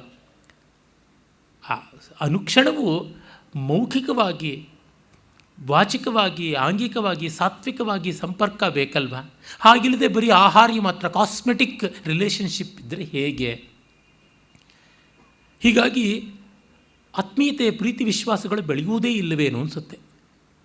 ಅದರಿಂದ ಕಾಲೇಜಿನಲ್ಲಿ ಯಾರೋ ಒಬ್ಬ ಟಪೋರಿ ಥರದ ಕ್ಯಾರೆಕ್ಟರ್ ಆ ಹುಡುಗಿಗೆ ಹಾಯ್ ಎಂದರೆ ಸಾಕು, ಅವಳು ಉನ್ಮಾದದಿಂದ ಮೈ ಮರೆತು ಬಿಟ್ಟು 20 ವರ್ಷದ ಅಪ್ಪ ಅಮ್ಮಂದರು ಸೋಕಾಳ್ಳ ಪ್ರೀತಿಯನ್ನು ಮರೆತು ಅವನ ಹಿಂದೆ ಹೋಗ್ಬಿಟ್ಲು ಅಂತ ಇವರು ಬೀದಿಗೆ ನಿಂತು ಬಾಯಿ ಬಡ್ಕೊಂಡ್ರೆ ಏನು ತಪ್ಪು ಅವಳು ಮಾಡಿದ್ದು? ಪೂತಿನ ಅವರು ಬಹಳ ಸುಂದರವಾದ ಒಂದು ಕವಿತೆಯನ್ನು ಬರೆದಿದ್ದಾರಲ್ಲ, ಬ್ರಾಹ್ಮಣರ ಮನೆಯಲ್ಲಿ ಒಂದು ನಾಯಿ ಇರುತ್ತೆ. ನಾಯಿಗವರು ಚೆನ್ನಾಗಿ ಪೊಂಗಲ್ಲು, ಪುಳಿಯೋಗರೆ, ತುಣಿ ತೆಂಗುಳದು ಎಲ್ಲ ಹಾಕಿ ಬೆಳೆಸ್ತಾ ಇರ್ತಾರೆ. ಆದರೆ ಬ್ರಾಹ್ಮಣರ ಮನೆ ನಾಯಿ ಹೊಸಲಿಂದ ಆಚೆಗೆ ಇರಬೇಕು, ಒಳಗೆ ಬಂದರೆ ಮೈಲಿಗೆ ತಾನೆ, ನಾಯಿನ ಮುಟ್ಟಿದ್ರೆ ಸಚೇಲ ಸ್ನಾನವಾಚರೆಯುತ್ತೆ. ಹೀಗಾಗಿ ಹೊಟ್ಟೆ ತುಂಬ ಕೊಡ್ತಾ ಇರ್ತಾರೆ ಪ್ರೀತಿ ಒಂದು ಬಿಟ್ಟು. ಹಳ್ಳಿಯಿಂದ ಒಬ್ಬ ರೈತ ಬಂದು ಆ ಮನೆಯ ಒಂದು ಕೆಲಸ ಇರುತ್ತೆ, ಹಳ್ಳಿಯಿಂದ ಧಾನ್ಯ ದವಸ ಇತ್ಯಾದಿ ತಂದು ಕೊಡುವುದು ಮಾಡಿ ಹೋಗಬೇಕು ಅಂತ ಬಂದಿರ್ತಾನೆ. ಒಂದು ರಾತ್ರಿ ಅವನು ಊಟ ಮಾಡಿ ಜಗಲಿ ಮೇಲೆ ಮಲಗ್ತಾನೆ, ಚಳಿಗಾಳಿ ಮಳೆ. ಆಗ ನಾಯಿ ಬಂದು ಇವನ ಗೋಣಿ ತಾಟು ಕಂಬಳಿ ಒಳಗೆ ಅವತ್ಕೊಳ್ಳುತ್ತೆ. ಇವನು ತಬ್ಬಿಕೊಂಡು ಬೆನ್ನು ತಟ್ಟಿ ಮಲಗಿಸಿ ನಿದ್ರೆ ಮಾಡಿಸ್ತಾನೆ. ಆಮೇಲೆ ಬೆಳಗಾಗ್ತಿದ್ದಂಗೆ ಅವನ ಹಿಂದೆ ಹೊರಟೋಗುತ್ತೆ ನಾಯಿ. ಪೋಷಣೆಯನ್ನು ಪ್ರೀತಿ ಗೆದ್ದು ಬಿಡುತ್ತೆ ಅಂತ ಬರೀತಾರೆ ಕವಿ. ಅಷ್ಟೇ. ಹೀಗೆ ಕಂಡಾಗ ನಮಗೆ ಗೊತ್ತಾಗುತ್ತದೆ, ಆ ದ್ರೌಪದಿ ದುಷ್ಟದ್ಯುಮ್ನಾದಿಗಳು ಯಜ್ಞಕುಂಡದಿಂದ ಆವಿರ್ಭವಿಸ್ತಲೇ ತರುಣರಾಗಿದ್ದರು ಅಂತಂದರೆ ವಾಸ್ತವದಲ್ಲಿ ಏನಾಗಿದ್ದಿರಬಹುದು? They never had any childhood ಅಂತ ಆಗ್ಬೋದಲ್ವ. ನಾವೀಗ ಮಕ್ಕಳನ್ನು ಬೆಳೆಸ್ತಾ ಇರೋದು ಹಾಗೆ ತಾನೆ, ಬಾಲ್ಯವೇ ಇಲ್ಲದಂಥ ರೀತಿಯಲ್ಲಿ ಬೆಳೆಸಿಬಿಡ್ತಾ ಇದ್ದೀವಿ. ಅವರು ಸರ್ವವಿದ್ಯಾ ವಿಶಾರದರಾಗಬೇಕು, ಸಕಲ ಕಲಾ ವಲ್ಲಭರಾಗಬೇಕು ಅಂತ ಅಂದುಕೊಂಡು ಎಲ್ಲವನ್ನ ತುರುಕೋದಿಕ್ಕೆ ಹೋಗಿಬಿಟ್ಟಾಗ ಎಲ್ಲಿ ಬಾಲ್ಯ ಇರುತ್ತದೆ? ಮತ್ತು ಅವರಿಗೆ ಎಷ್ಟು ಚೆನ್ನಾಗಿ ಸೆಲ್ಫೋನ್ ಆಪ್ರೇಟ್ ಮಾಡುತ್ತೆ ಮಗು, ಎಷ್ಟು ಚೆನ್ನಾಗಿ ಕಂಪ್ಯೂಟರ್ ಕೀಗಳನ್ನು ಒತ್ತುತ್ತೆ ಅಂತ ನಮ್ಮಿಂದ ದೂರವಾಗೋ ಸಾಧನಗಳನ್ನು ಮತ್ತಷ್ಟು ಇನ್ನಷ್ಟು ಮೈಗೂಡಿಸ್ಕೊಳ್ತಾ ಇದ್ದರೆ ಆನಂದ ಪಡ್ತಾ ಇದ್ದವರು ಅದು ಆಟ ಅಂತ ಅಂದುಕೊಳ್ತೀವಿ. ಅದು ನಿಜವಾಗಿ ಅವ್ರಿಗೆ ಪಾಠವಾಗಿರುತ್ತೆ ಮತ್ತು ನಮ್ಮ ಪಾಲಕ್ಕೆ ಕಾಟವಾಗುತ್ತೆ. ಮರೀತೀವಲ್ಲ. ದ್ರೌಪದಿಗೆ ಹೀಗಾಯಿತೋ ಏನೋ ಗೊತ್ತಿಲ್ಲ. ಒಟ್ಟಿನಲ್ಲಿ ಅವಳಿಗೆ ತಂದೆ ಅಣ್ಣಂದರ ಮೇಲೆ ಪ್ರೀತಿ ಇದ್ದರೂ ಕೂಡ, ವಿಶ್ವಾಸ ಇದ್ದರೂ ಕೂಡ ಅದು ಒಂದು ವಿದ್ಯೆಯ ಕಲಿಕೆಯ ಸಂಬಂಧಪಟ್ಟದ್ದಾಯಿತೇ ಹೊರತು ಭಾವಸಾಮಗ್ರಿದು ಆಯಿತಾ ಅನ್ನುವುದು ಗೊತ್ತಿಲ್ಲ. ಮಹಾಭಾರತಕಾರ ಹೇಳದ ಎಷ್ಟೋ ಅಂಶಗಳನ್ನು ನಾವು ಎಷ್ಟೋ ರೀತಿಯಲ್ಲಿ ಊಹೆ ಮಾಡಿಕೊಳ್ಳಬಹುದು. ಅವಳನ್ನು ವರ್ಣನೆ ಮಾಡ್ತಾರೆ ಸಂಭವ ಕಾಲದಲ್ಲಿ. ಕುಮಾರಿ ಚಾಪಿ ಪಾಂಚಾಲಿ ವೇದಿ ಮಧ್ಯಾತ್ ಸಮುತ್ಥಿತ ಸುಭಗಾ ದರ್ಶನೀಯಾಂಗಿ ವೇದಿ ಮಧ್ಯ ಮನೋರಮ ಶ್ಯಾಮ ಪದ್ಮಫಲಾಶಾಕ್ಷಿ ನೀಲಕುಂಚಿತ ಮೂರ್ಧಜ ಮಾನುಷಂ ವಿಗ್ರಹಂ ಕೃತ್ವ ಸಾಕ್ಷಾತ್ ಅಮರವರ್ಣಿನಿ ನೀಲೋತ್ಪಲ ಸಮೋ ಗಂಧೋ ಯಸ್ಯಾ ಕ್ರೋಶಾತ್ ಪ್ರವಾಯತಿ ಯಾ ಬಿಭರ್ತಿ ಪರಂ ರೂಪಂ ಯಸ್ಯಾ ನಾಸ್ತ್ಯುಪಮಾ ಭುವಿ. ಇದನ್ನು ಹೇಳ್ತಕ್ಕಂಥದ್ದು ಅವಳಲ್ಲಿ. ಅವಳು ಕುಮಾರಿಯಾಗಿ ಬಂದಳು, ಯಜ್ಞವೇದಿಕೆಯಿಂದ ಬಂದಳು. ಅವಳ ನಡುವೆ ಯಜ್ಞವೇದಿಯಂತೆ ಇತ್ತು ಅಂತ. ವೇದಿ ಮಧ್ಯ ಅಂದರೆ ನಮ್ಮ ಯಜ್ಞವೇದಿಕೆಗಳ ಚಿತ್ರಣ ಮನಸ್ಸಲ್ಲಿ ಬರಬೇಕು. ಯಜ್ಞವೇದಿಕೆ ಅಂತಂದರೆ ನಾವು ಹೋಮಕುಂಡ ಅಂತ ತಪ್ಪಾಗಿ ತಿಳ್ಕೊಳ್ತೀವಿ. ಅಲ್ಲ, ಯಜ್ಞವೇದಿಕೆ ಎನ್ನುವುದರ ಸುತ್ತಲೂ 3 ಕಡೆಯಲ್ಲಿ ಇರತಕ್ಕಂಥದ್ದು ಹೋಮಕುಂಡಗಳ ನೆಲೆ. ಯಜ್ಞವೇದಿ ಹೆಚ್ಚು ಕಡಿಮೆ ಡಮರುಗದ ಆಕಾರದಲ್ಲಿ ಇರುತ್ತದೆ. ನೆಲದಲ್ಲಿ ಡಮರುಗವನ್ನು ಮಲಗಿಸಿದರೆ ಹೇಗೋ ಹಾಗೆ ಆ ರೀತಿಯಾಗಿ ಆಚೆ ಈಚೆ ಅಗಲವಾಗಿ ನಡುವಿನಲ್ಲಿ ತೆಳ್ಳಗೆ ಇರತಕ್ಕಂಥದ್ದು. ಅದರ ಪೂರ್ವ ದಿಕ್ಕಿನಲ್ಲಿರುವಂಥದ್ದು ಆಹವನೀಯ, ಪಶ್ಚಿಮ ದಿಕ್ಕಿನಲ್ಲಿರ್ತಕ್ಕಂಥದ್ದು ಗಾರ್ಹಪತ್ಯ ಮತ್ತು ಅದರ ದಕ್ಷಿಣ ದಿಕ್ಕಲ್ಲಿರುವುದು ದಕ್ಷಿಣಾಗ್ನಿ. ಪೂರ್ವ ದಿಕ್ಕಿನ ಆಹವನೀಯವನ್ನು ಚೌಕಾದ ಅಂದರೆ ಸ್ಕ್ವೇರ್ ಅಂತೀವಲ್ಲ, ಚತರಸ್ರಾಕಾರದ ಕುಂಡ. ಪಶ್ಚಿಮದಲ್ಲಿರತಕ್ಕಂಥ ಗಾರ್ಹಪತ್ಯವನ್ನು ವೃತ್ತಾಕಾರದ ಅಂದರೆ ಮಂಡಲಾಕಾರದ ದುಂಡಾದ ಕುಂಡದಲ್ಲಿ ಮಾಡ್ತಾರೆ. ಮತ್ತು ದಕ್ಷಿಣವನ್ನು ಅರ್ಧ ವೃತ್ತ ಸೆಮಿ ಸರ್ಕ್ಯುಲಾರ್ ಆಗಿರತಕ್ಕಂಥ ಒಂದು ಅರೆದುಂಡಾದ ಆಕಾರದ ಕುಂಡದಲ್ಲಿ ಆ ಅಗ್ನಿ ಸ್ಥಾಪನೆ ಮಾಡ್ತಾರೆ. ಹೀಗೆ ನಡುವು ತೆಳ್ಳಗಿರ್ತಕ್ಕಂಥ ಅವಳನ್ನು ವೇದಿಮಧ್ಯ ಅಂತ ಆರ್ಷೇಯವಾದ ಹೋಲಿಕೆ ಕೊಟ್ಟು ಆರ್ಷ ಸಂಪತ್ತಿಯನ್ನೆಲ್ಲ ಸಂಪಾದನೆ ಮಾಡಿ ಸಂವಿಭಾಗ ಮಾಡಿಕೊಟ್ಟಂಥ ಭಗವಾನ್ ವ್ಯಾಸರು ನಿರೂಪಿಸ್ತಾರೆ. ಅವಳು ಶ್ಯಾಮ ರಸರಸವಾಗಿರ್ತಕ್ಕಂಥವಳು, ಒಂದಿಷ್ಟು ಕಪ್ಪು ಛಾಯೆ ಅವಳ ಬಣ್ಣ, ಪದ್ಮಫಲಾಶಾಕ್ಷಿ ತಾವರೆಯ ದಳಗಳಂತೆ ವಿಶಾಲವಾದ ಕಣ್ಣು, ನೀಲಕುಂಚಿತ ಮೂರ್ಧಜ ಗುಂಗುರಾದ ಕಪ್ಪು ದಟ್ಟ ತಲೆಗೂದಲಿಂದ ತುಂಬಿದವಳು, ಅಮರವರ್ಣಿನಿ ಮಾನುಷಂ ರೂಪಮಾಸ್ಥಾಯ ದೇವ ಸುಂದರಿಯೇ ಮನುಷ್ಯ ರೂಪ ತಳೆದಂತೆ ಇದ್ದಳು. ಒಂದು ಕ್ರೋಶ, ಒಂದು ಕೂಗಳತೆ ದೂರದವರೆಗೆ ಅವಳ ಪದ್ಮಪಾಟಲ ಗಂಧ ಶರೀರದಿಂದ ಹೊಮ್ಮತಾ ಇತ್ತು. ಯೋಜನಗಂಧಿ ಮತ್ಸ್ಯಗಂಧಿ ಅಂತೆಲ್ಲ ಅಂತೀವಲ್ಲ, ಆ ರೀತಿಯಾಗಿ ಈ ವಾಸನೆ ಇದೆಯಲ್ಲ ಮಹಾಭಾರತದಲ್ಲಿ ಬರ್ತದೆ. ಯೋಜನಗಂಧಿ ಪರಿಮಳದ ಪತಂಬಿಡಿದು ಅಂತ ಪಂಪ ಏನು ಹೇಳ್ತಾನೆ, ಆ ರೀತಿ ಇವಳ ಪರಿಮಳವೂ ಆ ರೀತಿಯಾಗದದ್ದು. ಎಲ್ಲ ಕಾರಣಜನ್ಮರು ಇವರ ರೀತಿಗಳು ಮಹಾಭಾರತವನ್ನು ಹೇಗೆ ತೀಡಿಸ್ತು ಅಂತ ಗೊತ್ತಿವೆ. ಯಾರಿಗೂ ಹೋಲಿಕೆಯೇ ಇಲ್ಲದಂಥ ಅಪ್ರತಿಮಳಾದ ಅನುಪಮಳಾದಂಥ ವ್ಯಕ್ತಿತ್ವದವಳು. ಅಶರೀರವಾಣಿಯಾಗಾಯ್ತಂತೆ ಸರ್ವಯೋಷಿದ್ವರ ಕೃಷ್ಣ ಕ್ಷಯಂ ಕ್ಷತ್ರಂ ನಿನೀಶತಿ ಸುರಕಾರ್ಯಮಿಯಂ ಕಾಲೇ ಕರಿಷ್ಯತಿ ಸುಮಧ್ಯಮ ಅಸ್ಯ ಹೇತೋ ಕ್ಷತ್ರಿಯಾಣಾಂ ಮಹದುತ್ಪದ್ಯತೆ ಭಯಂ. ಇವಳು ಎಲ್ಲ ಸ್ತ್ರೀಯರಿಗಿಂತ ಶ್ರೇಷ್ಠಳಾದವಳು. ಕ್ಷತ್ರ ನಾಶಕ್ಕಾಗಿಯೇ ಹುಟ್ಟಿದಾಳೆ, ದೇವಕಾರ್ಯವನ್ನು ಮಾಡುವ ಸಹಕಾರಿಣಿಯಾಗ್ತಾಳೆ. ಇವಳ ಕಾರಣದಿಂದ ಕ್ಷತ್ರಿಯ ಕುಲಕ್ಕೆ ಮಹತ್ತಾದ ವಿಪತ್ತು ಭಯ ಉಂಟಾಗುತ್ತೆ ಅಂತ. ಅಂದರೆ ದೊಡ್ಡ ಯುದ್ಧ ಇವಳಿಂದ ಆಗುತ್ತದೆ. ಅವಳೇನು ಯುದ್ಧಕ್ಕೆ ಕಾರಣವಾಗಲಿಲ್ಲ. ಯುದ್ಧ ತಡೆಯುವಂಥ ಸ್ಥಿತಿಯಲ್ಲಿ ಪಾಪ ಅವಳನ್ನು ತಂದಿಟ್ಟಿದ್ದಾಗಿತ್ತು. ಆದರೂ ಯುದ್ಧ ನಡೆಯಿತು. ಆಮೇಲೆ ಅವಳ ಒಂದು ರೂಪವನ್ನು ವರ್ಣಿಸ್ತಾ ವ್ಯಾಸರು ಸಸ್ವೇದ ಮಲ್ಲಿಕೋಪಮ ಅಂತ ಹೇಳ್ತಾರೆ. ಇಬ್ಬನಿ ಬಿದ್ದ ಮಲ್ಲಿಗೆ ಹೂವಿನ ಹಾಗಿರ್ತಿದ್ದಳು ಅಂತ. ಹಂಸ ಗದ್ಗದ ಭಾಷಿಣಿ, ಹಂಸಗಳು ಮೆಲ್ಲನೆ ಕ್ರೇಂಕಾರ ಮಾಡಿದ್ರೆ ಹೇಗಿರುತ್ತೋ ಆ ರೀತಿಯಾದ ಮಾತುಗಳು ಅವಳಲ್ಲಿತ್ತು. ಮತ್ತು ಅವಳು ನಾತಿ ರೋಮಶ, ನಾಟ್ ಎ ಹೇರಿಡ್ ಬಾಡಿ, ದೀರ್ಘಕೇಶಿ ಉದ್ದವಾದ ತಲೆ ಕೂದಲಿದ್ದವಳು. ನೈವ ಹ್ರಸ್ವ ನ ಮಹತಿ, ತುಂಬ ಕುಳ್ಳಲ್ಲ, ತುಂಬ ಉದ್ದ ಅಲ್ಲ. ನಾತಿ ಕೃಷ್ಣನ ರೋಹಿಣಿ, ತುಂಬ ಕಪ್ಪಲ್ಲ, ತುಂಬ ಬಿಳುಪಲ್ಲ, ತುಂಬ ಕೆಂಪಲ್ಲ, ಎಣ್ಣೆಗೆಂಪು ಅಂತ ಆ ರೀತಿಯಾದವಳು. ಸರಾಗ ರಕ್ತನೇತ್ರ, ಕಣ್ಣೊಳಗಡೆ ರಕ್ತನಾಳಗಳು ಅಂಚಿನಲ್ಲಿ ಕಾಣುವಂತೆ ಕೆಂಪಣ್ಣದ ಕಣ್ಣುಗಳಾಗಿತ್ತು ಅಂತ ಅಷ್ಟು ಡೀಟೇಲ್ಡ್ ಅನಾಟಮಿನ ಕೊಟ್ಟಿದ್ದಾರೆ ವ್ಯಾಸರು. ಇಷ್ಟು ಮನಸ್ಸಿಟ್ಟು ತನ್ನ ಕಥಾನಾಯಕಿಯನ್ನು ಕವಿ ವರ್ಣಿಸಿದ್ದಾರೆ. ಇನ್ನು ಅವಳನ್ನು ನಾವು ಕಾಣುವಂಥದ್ದು ಸ್ವಯಂವರ ಕಾಲದಲ್ಲಿಯೇ. ಆದರೆ ಮುಂದೆ ವನಪರ್ವದಲ್ಲಿ ಗೊತ್ತಾಗುತ್ತದೆ ಅವಳು ಚಿಕ್ಕ ವಯಸ್ಸಿಗೆ ತನ್ನ ಅಣ್ಣ ತಮ್ಮಂದರಿಗೆ ಏರ್ಪಾಟು ಮಾಡಿದ ರಾಜನೀತಿ ವಿಶಾರದಾದ ಆಚಾರ್ಯರ ಪಾಠಗಳನ್ನು ತಂದೆ ತೊಡೆ ಮೇಲೆ ಕೂತು ಕೇಳ್ತಾ ಇದ್ದಳು ಅಂತ. ಇಲ್ಲಿ ನಮಗೆ ಈ ಯಜ್ಞಕುಂಡದಿಂದ ಅವಳು ಹುಟ್ಟಿ ಬಂದಿದ್ದು ಇತ್ಯಾದಿ ಎಲ್ಲ ಸತ್ಯವಾ ಅನ್ನುವ ಪ್ರಶ್ನೆ ಬರುತ್ತೆ. ಚಿಕ್ಕ ಹುಡುಗಿಯಾಗಿದ್ದಾಗ ಪಾಠ ಕೇಳಿದ್ಲು ಅಂತ ಅಲ್ಲಿ ಹೇಳೋದು, ಅದು ದ್ರೌಪದಿಯೇ ಹೇಳ್ಕೊಳ್ಳೋದು. ನಿರೂಪಣದಲ್ಲಿ ಯಜ್ಞಕುಂಡದಿಂದ ಹುಟ್ಟಿದ್ದು ಅಂದರೆ ಮಹಾಭಾರತವನ್ನು ಪರ್ವದ ತರಹ ರಿಯಲಿಸ್ಟಿಕ್ ಫ್ರೇಮ್ನಲ್ಲಿ ನೋಡಿದ್ರೆ ಅವಳು ಮಾಮೂಲಾಗಿ ಹುಟ್ಟಿದವಳು, ಅವಳು ಅಯೋನಿ ಜಯಂತಿಯನ್ನಲ್ಲ, ಪ್ರಶತಿಯ ಮಗಳು.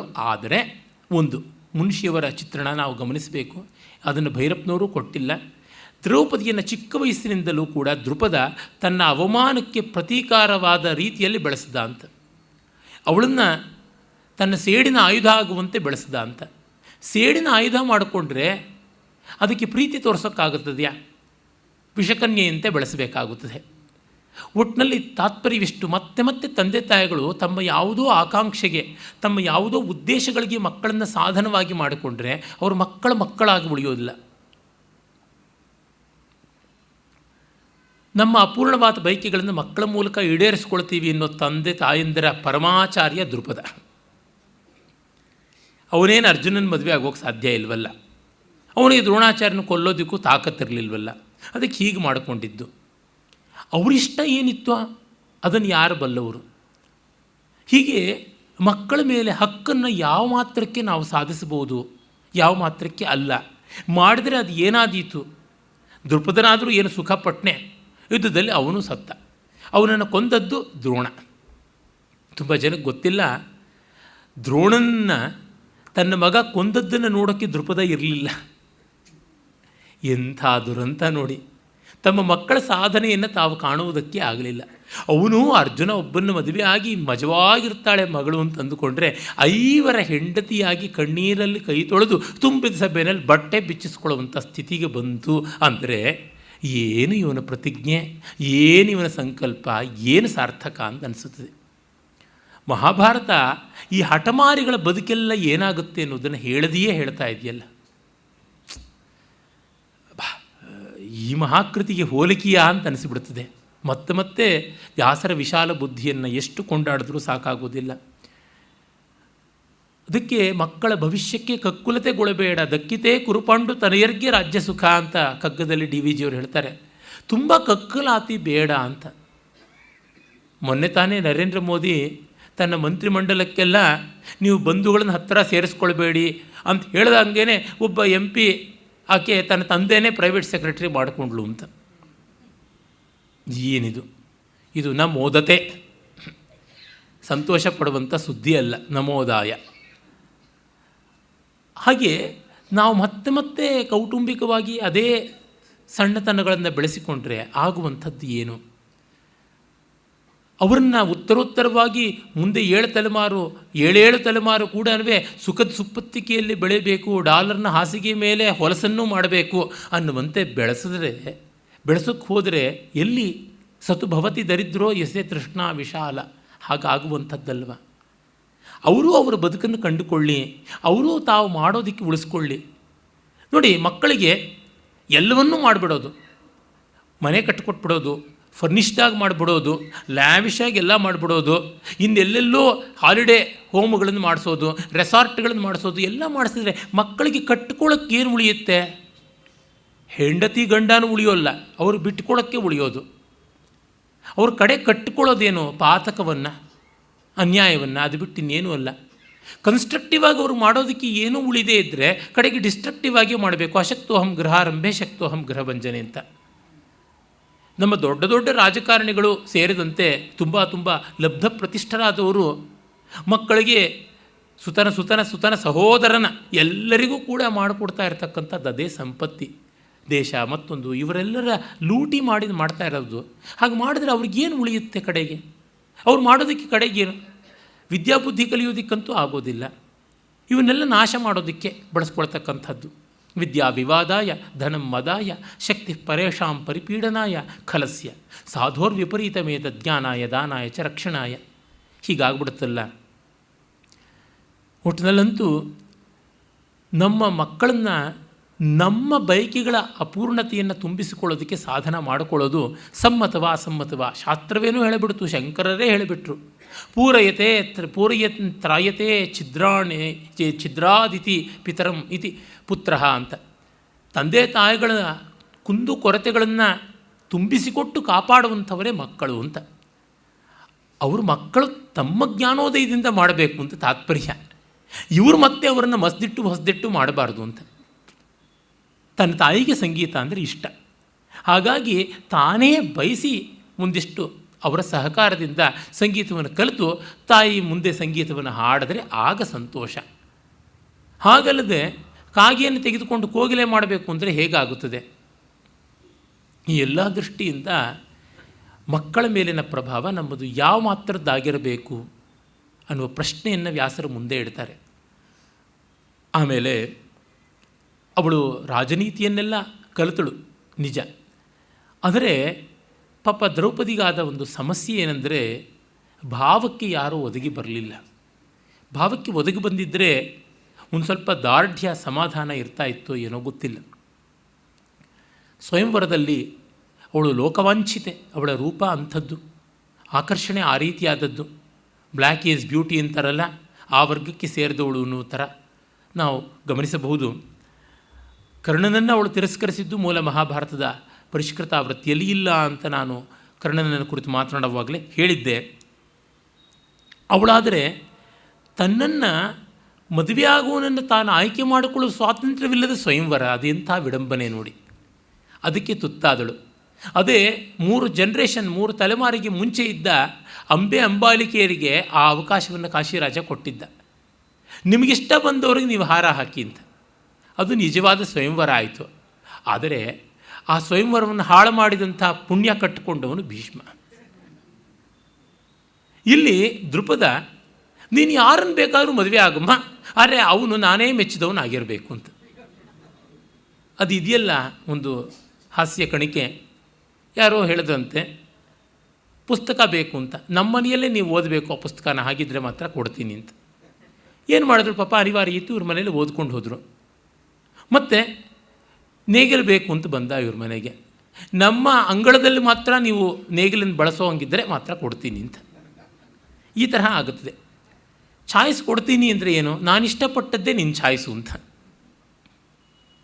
ಈ ರೀತಿಯಾಗಿ ತನ್ನ ಉದ್ದೇಶ ಸಾಧನೆಗೆ ಒದಗಿ ಬರಬಲ್ಲಂಥ ಮಹಾಪರಾಕ್ರಮಿ, ಸ್ಟೇಟಸ್ ಸಿಂಬಲ್. ಮರ್ಯಾದಾ ಹತ್ಯೆ ಅಂತೆಲ್ಲ ಪತ್ರಿಕೆಗಳಲ್ಲಿ ಕೇಳ್ತಾ ಇರ್ತೀವಲ್ಲ, ಆ ರೀತಿಯ ತಂದೆ ತಾಯಂದರಿಗೆ ಪೂರ್ವಾಚಾರ್ಯರೇ ಇವರೆಲ್ಲರೂ ಕೂಡ. ಜರಾಸಂಧ ಕೂಡ ಬಂದಿದ್ದ, ಶಲ್ಯ ಬಂದಿದ್ದ. ಅಂದರೆ ನೋಡಿ, ದ್ರೌಪದಿಯ ತಂದೆ ತಾತಂದಿರ ವಯಸ್ಸಿನವರೆಲ್ಲ ಬಂದಿದ್ದರು ದ್ರೌಪದಿಯ ಕೈ ಹಿಡಿಯೋಕ್ಕೆ ಅಂತ. ಇಂಥದ್ದ ಸ್ವಯಂವರ ಅಂದರೆ.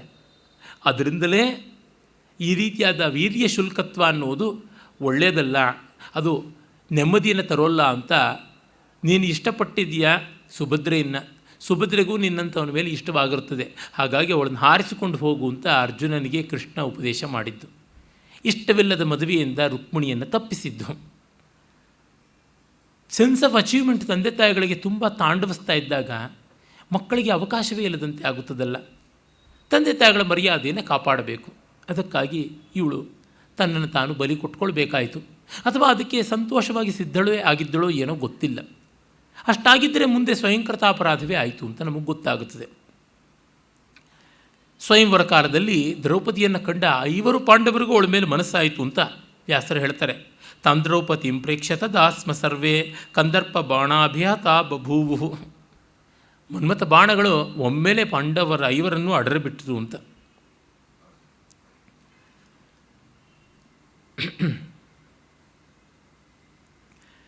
ನೋಡಿ, ಅದರಿಂದ ಗೊತ್ತಾಗುತ್ತದೆ, ಒಂದು ಪಕ್ಷ ದ್ರೌಪದಿಯನ್ನು ಅರ್ಜುನ ಒಬ್ಬನೇ ಮದುವೆ ಆಗಿದ್ದರೆ ಮಿಕ್ಕ 4 ಪಾಂಡವರು ಮಸಲತ್ತು ಮಾಡ್ತಾನೇ ಇರ್ತಾಯಿದ್ರು ವಿರುದ್ಧವಾಗಿ ಅಂತ ಅನಿಸುತ್ತೆ. ಅವರವರ ಶಕ್ತಿಗೆ ತಕ್ಕಂತೆ ಯಥಾಶಕ್ತಿ ಮಸಲತ್ತು ಮಾಡ್ತಾಯಿದ್ರು. ಈ ಮಕ್ಕಳ ಬುದ್ಧಿ ಗೊತ್ತಾಗಿಯೇ ಕುಂತಿ ಒಂದು ಉಪಾಯ ಮಾಡಿದಳು, ಅಮ್ಮ ಎಲ್ಲರನ್ನೂ ನೀನು ಮದುವೆ ಆಗಬೇಕು ಅಂತ. ದ್ರೌಪದಿಯ ತ್ಯಾಗ ತುಂಬ ದೊಡ್ಡದು ಆ ದೃಷ್ಟಿಯಿಂದ ಕಂಡಾಗ. ಕಥೆಯೆಲ್ಲ ಉಂಟು. ಭಿಕ್ಷಾ ಬಂತು, ಭಿಕ್ಷಾ ತಂದಿದ್ದೀನಿ ಅಂತ ಹೇಳಿದ್ರೆ 5 ಹಂಚಿಕೊಳ್ಳಿ ಅಂತಂದಿದ್ದು ಅಂತ. ಇಲ್ಲಿ ಆಧುನಿಕ ವಿದ್ವಾಂಸರು, ಕಥನಕಾರರು, ಕಾದಂಬರಿಕಾರರು ಎಲ್ಲ ಬೇರೆ ಬೇರೆ ಕಲ್ಪನೆಗಳನ್ನು ಮಾಡಿದ್ದಾರೆ. ಭೈರಪ್ಪನವರು ಹೇಳ್ತಾರೆ, ಕುಂತಿಗೆ ಗಂಡನಿಂದ ಸುಖ ಸಿಗದ ಕಾರಣ ಅವಳು ಅದನ್ನು ಪ್ರಲೋಭನೆಯಾಗಿಟ್ಲು. ನೋಡಮ್ಮ, 5 ಗಂಡಂದರು ನಿತ್ಯವೂ ನಿನ್ನ ಪಾಲಿಗೆ ಇರ್ತಾರೆ, ಅದಕ್ಕಿಂತ ಪ್ರೀತಿ ಸಾಹಚರ್ಯಕ್ಕಿಂತ ಯಾವ ಸುಖ ಬೇಕು, ನನಗೆ ದಕ್ಕದೇ ಇದ್ದದ್ದು ನಿನಗಾಗುತ್ತದೆ ಅಂತ. ಈಚೆಗೆ ನನ್ನ ಆತ್ಮೀಯರೊಬ್ಬರು ಅದಕ್ಕೆ ಇನ್ನೊಂದು ಆಯಾಮವನ್ನು ಕೊಟ್ಟರು. ಅದು ಹೆಂಗಸೇ ಕೊಡೋದಕ್ಕೆ ಸಾಧ್ಯವಾದ ಆಯಾಮ ಅಂತ ನನಗನ್ನಿಸ್ತು. ಕಾರಣ ಏನಂದರೆ, ಅವರ ಕಲ್ಪನೆ ನೋಡಿ, ಅದಕ್ಕೂ ಮಹಾಭಾರತದಲ್ಲಿ ಆಕ್ಷೇಪ ಇಲ್ಲವಾದ್ದರಿಂದ ಆ ಒಂದು ಸಂಭಾವನೀಯ ಊಹೆಯನ್ನು ಒಪ್ಪಬಹುದು. ಏನೆಂದರೆ, ಕುಂತಿಗಂತೂ ತಾನು ನಿಯೋಗದಿಂದ ಮಕ್ಕಳನ್ನು ಪಡ್ಕೊಂಡೆ ಅಂತ ಇದೆಯಲ್ಲ, ಎಂದಾದರೂ ಸೊಸೆ ಎತ್ತಿ ಆಡೋ ನಿಮಗೇನು ಬಿಡ್ರಿ, ನೀವು ಪತಿವ್ರತೆ ಅಲ್ಲ ಅತ್ತೆ, ಬಹುಪತಿವ್ರತೆ ಅಂತ. ಹಾಗಾಗಿ ನಿನಗೂ ಹಾಗೆ ಆಗಿಬಿಟ್ರೆ ನನ್ನ ಮೇಲೇನೂ ಆಕ್ಷೇಪ ಮಾಡೋಲ್ಲ.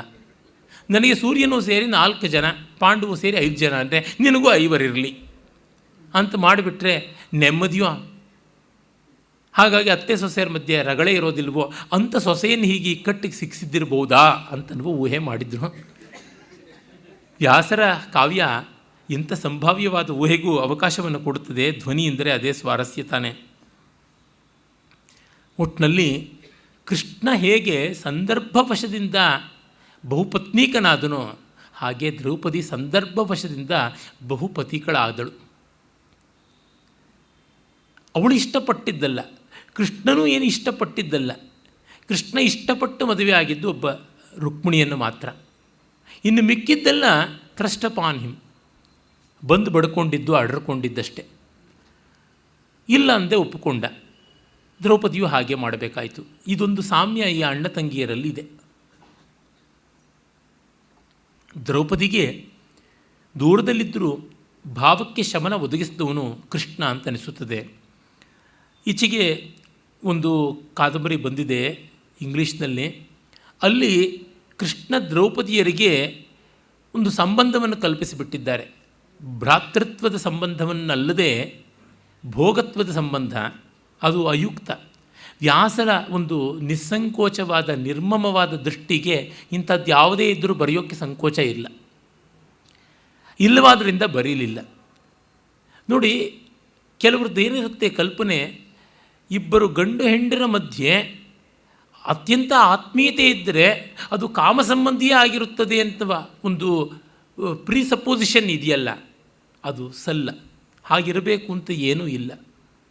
ಅದಕ್ಕೆ ಅತೀತವಾಗಿ ಇರಬಹುದು. ಇದು ಕೀಳು ಅದು ಮೇಲು ಅಂತ ನಾನು ಹೇಳ್ತಾ ಇಲ್ಲ. ಹಾಗೇ ಇರಬೇಕು ಅಂತೇನೂ ಇಲ್ಲ, ಅಷ್ಟೆ. ಕಾಮಾತೀತವಾಗಿ ವಿಶುದ್ಧ ಸ್ನೇಹವಾಗಿ ಇರಬಹುದು, ವಿಶ್ವಾಸವಾಗಿ ಇರಬಹುದು, ಇರುತ್ತದೆ. ಹೀಗೆ ನೋಡಿದಾಗ ಕೃಷ್ಣ ದ್ರೌಪದಿಯರ ಮಧ್ಯೆ ಇದ್ದದ್ದು ಚಂದ್ರಾಪೀಡ ಮತ್ತು ಮಹಾಶ್ವೇತೆಯರ ಮಧ್ಯೆ ಇದ್ದಂಥ ರೀತಿಯ ಆತ್ಮೀಯತೆ ತುಂಬ ಸಹಾನುಭೂತಿ ಭಾಸುರವಾದದ್ದು. ಏನೆಂದರೆ, ಮಾನವ ಸಂಬಂಧಗಳ ಸಂಕೀರ್ಣತೆ ತುಂಬ ವಿಶಿಷ್ಟವಾದದ್ದು. ಅದನ್ನು ಹೀಗೆ ಹಾಗೆ ಅಂತ ನಿರ್ವಚನ ಮಾಡೋದಕ್ಕೆ ಸಾಧ್ಯ ಇಲ್ಲ. ಬಹಳ ಬಹಳ ಮಾರ್ಮಿಕವಾದಂಥದ್ದು. ಅದನ್ನು ಗ್ರಹಿಸುವಂತಹ ದೊಡ್ಡತನ ನಮಗೆ ಬೇಕು. ಏಕೆಂದರೆ ಸ್ತ್ರೀ ಪುರುಷರಿಗೆ ಪರಸ್ಪರ ಆಕರ್ಷಣೆ ಇದೆ ಅಂದರೆ ಎಲ್ಲ ಕಡೆಯಲ್ಲೂ ಎಲ್ಲೆಲ್ಲೂ ಹುಟ್ಟುತ್ತೆ ಅಂತ ಅನ್ನೋದು ಮಾಡ್ಕೊಂಡು ಬಿಟ್ರೆ ಅಂತ ಅನರ್ಥ ಆದೀತು. ಆಕರ್ಷಣ ಸ್ಥಾನ ಇಲ್ಲದೆ 1000 ಜಾಗಗಳಿರುತ್ತವಲ್ವ, ಇದನ್ನು ಗಮನದಲ್ಲಿ ಇಟ್ಟುಕೊಳ್ಳಬೇಕು. ಏನೋ ನಾವಿನ್ಯವನ್ನು ಸಾಧಿಸ್ತೀವಿ ಅಂತ ಈ ಥರ ಎಲ್ಲ ಮಾಡಬೇಕಾಗಿಲ್ಲ ಅಂತ ಅನಿಸುತ್ತದೆ. ಇರಲಿ, ಒಟ್ಟಿನಲ್ಲಿ ಕೃಷ್ಣ ದ್ರೌಪದಿಗೆ ಸಮಾಧಾನವನ್ನು ಎಷ್ಟೋ ತಂದುಕೊಟ್ಟ. ಆದರೆ ಅವನು ಕೂಡ ಪೂರ್ಣ ಪ್ರಮಾಣದಲ್ಲಿ ಸಮಾಧಾನ ತಂದುಕೊಡೋಕ್ಕಾಗಲಿಲ್ಲ ಅಂತನ್ನೋದು ಅಲ್ಲಲ್ಲಿ ದ್ರೌಪದಿಯ ಮಾತಲ್ಲಿ ಕಾಣಿಸುತ್ತದೆ. ಆದರೆ ಅದಕ್ಕಿಂತ ಸಮಾಧಾನ ಯಾವ ವ್ಯಕ್ತಿಗೂ ಜಗತ್ತಲ್ಲಿ ಸಿಗೋಲ್ಲ. ಕಾರಣ, ನಮ್ಮ ಪೂರ್ಣವಾದ ಸಮಾಧಾನ ನಮಗೆ ದಕ್ಕೋದು ಅಂದರೆ ನಮಗೆ ಬ್ರಹ್ಮತ್ವ ಪ್ರಾಪ್ತಿಯಾದಂತೆಯೇ, ಇನ್ನೇನು. ಅದು ಎಲ್ಲಿ ಸಾಧ್ಯ? ದ್ರೌಪದಿಯ ಪಾಂಚವಲ್ಲಭ್ಯದ ಬಗ್ಗೆ ಹಲವು ಪೂರ್ವ ಕಥೆಗಳನ್ನು ಹೇಳ್ತಾರೆ. ಗೌತಮ ಗೋತ್ರದ ಜಟಿಲ 7 ಜನ ಪತಿಗಳನ್ನು ಹೊಂದಿದಳು.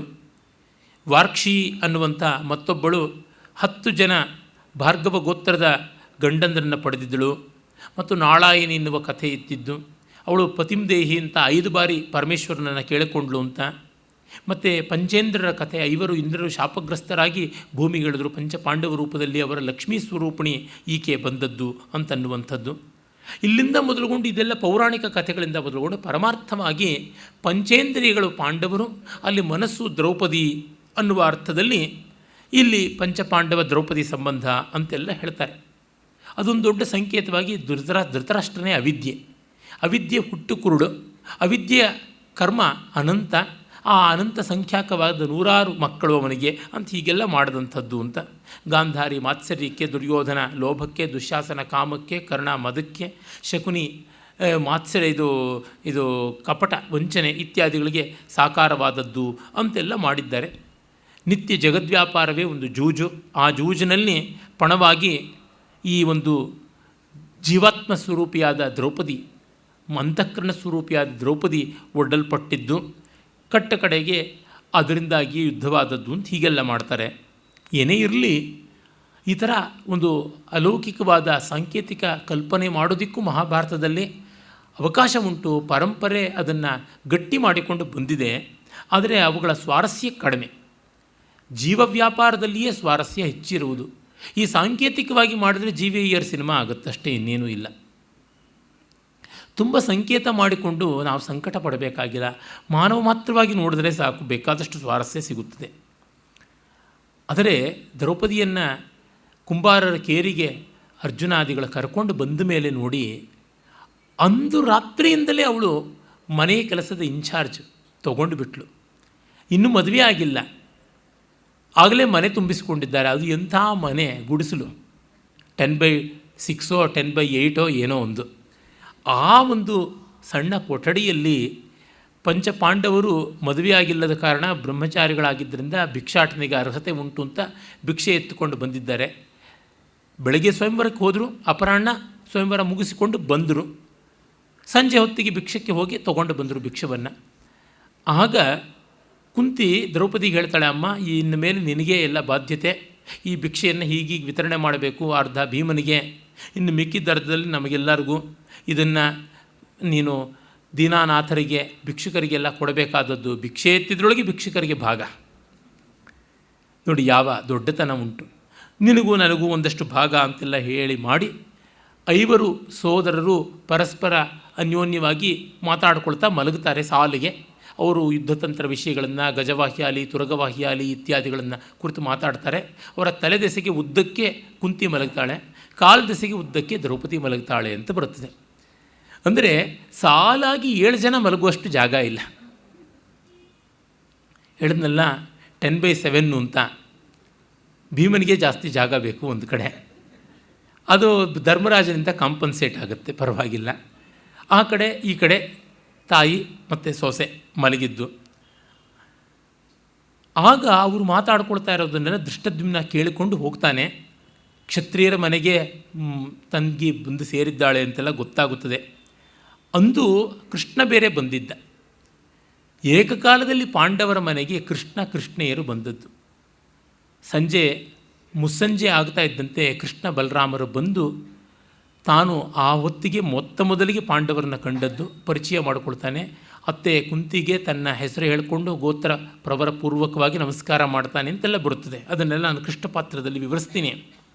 ನೋಡಿ, ಹೇಳ್ತಾಳೆ, ಅರ್ಧಂಚ ಭೀಮಾಯ ದದಾಹಿ ಭದ್ರೇ ಯಯೇಶ ಮತ್ತರ್ಷಭ ತುಲ್ಯ ರೂಪ. ತಾಯಿಗೆ ಯಾವತ್ತೂ ಮಕ್ಕಳ ಹೊಟ್ಟೆ ಬಗ್ಗೆ ಚಿಂತೆ.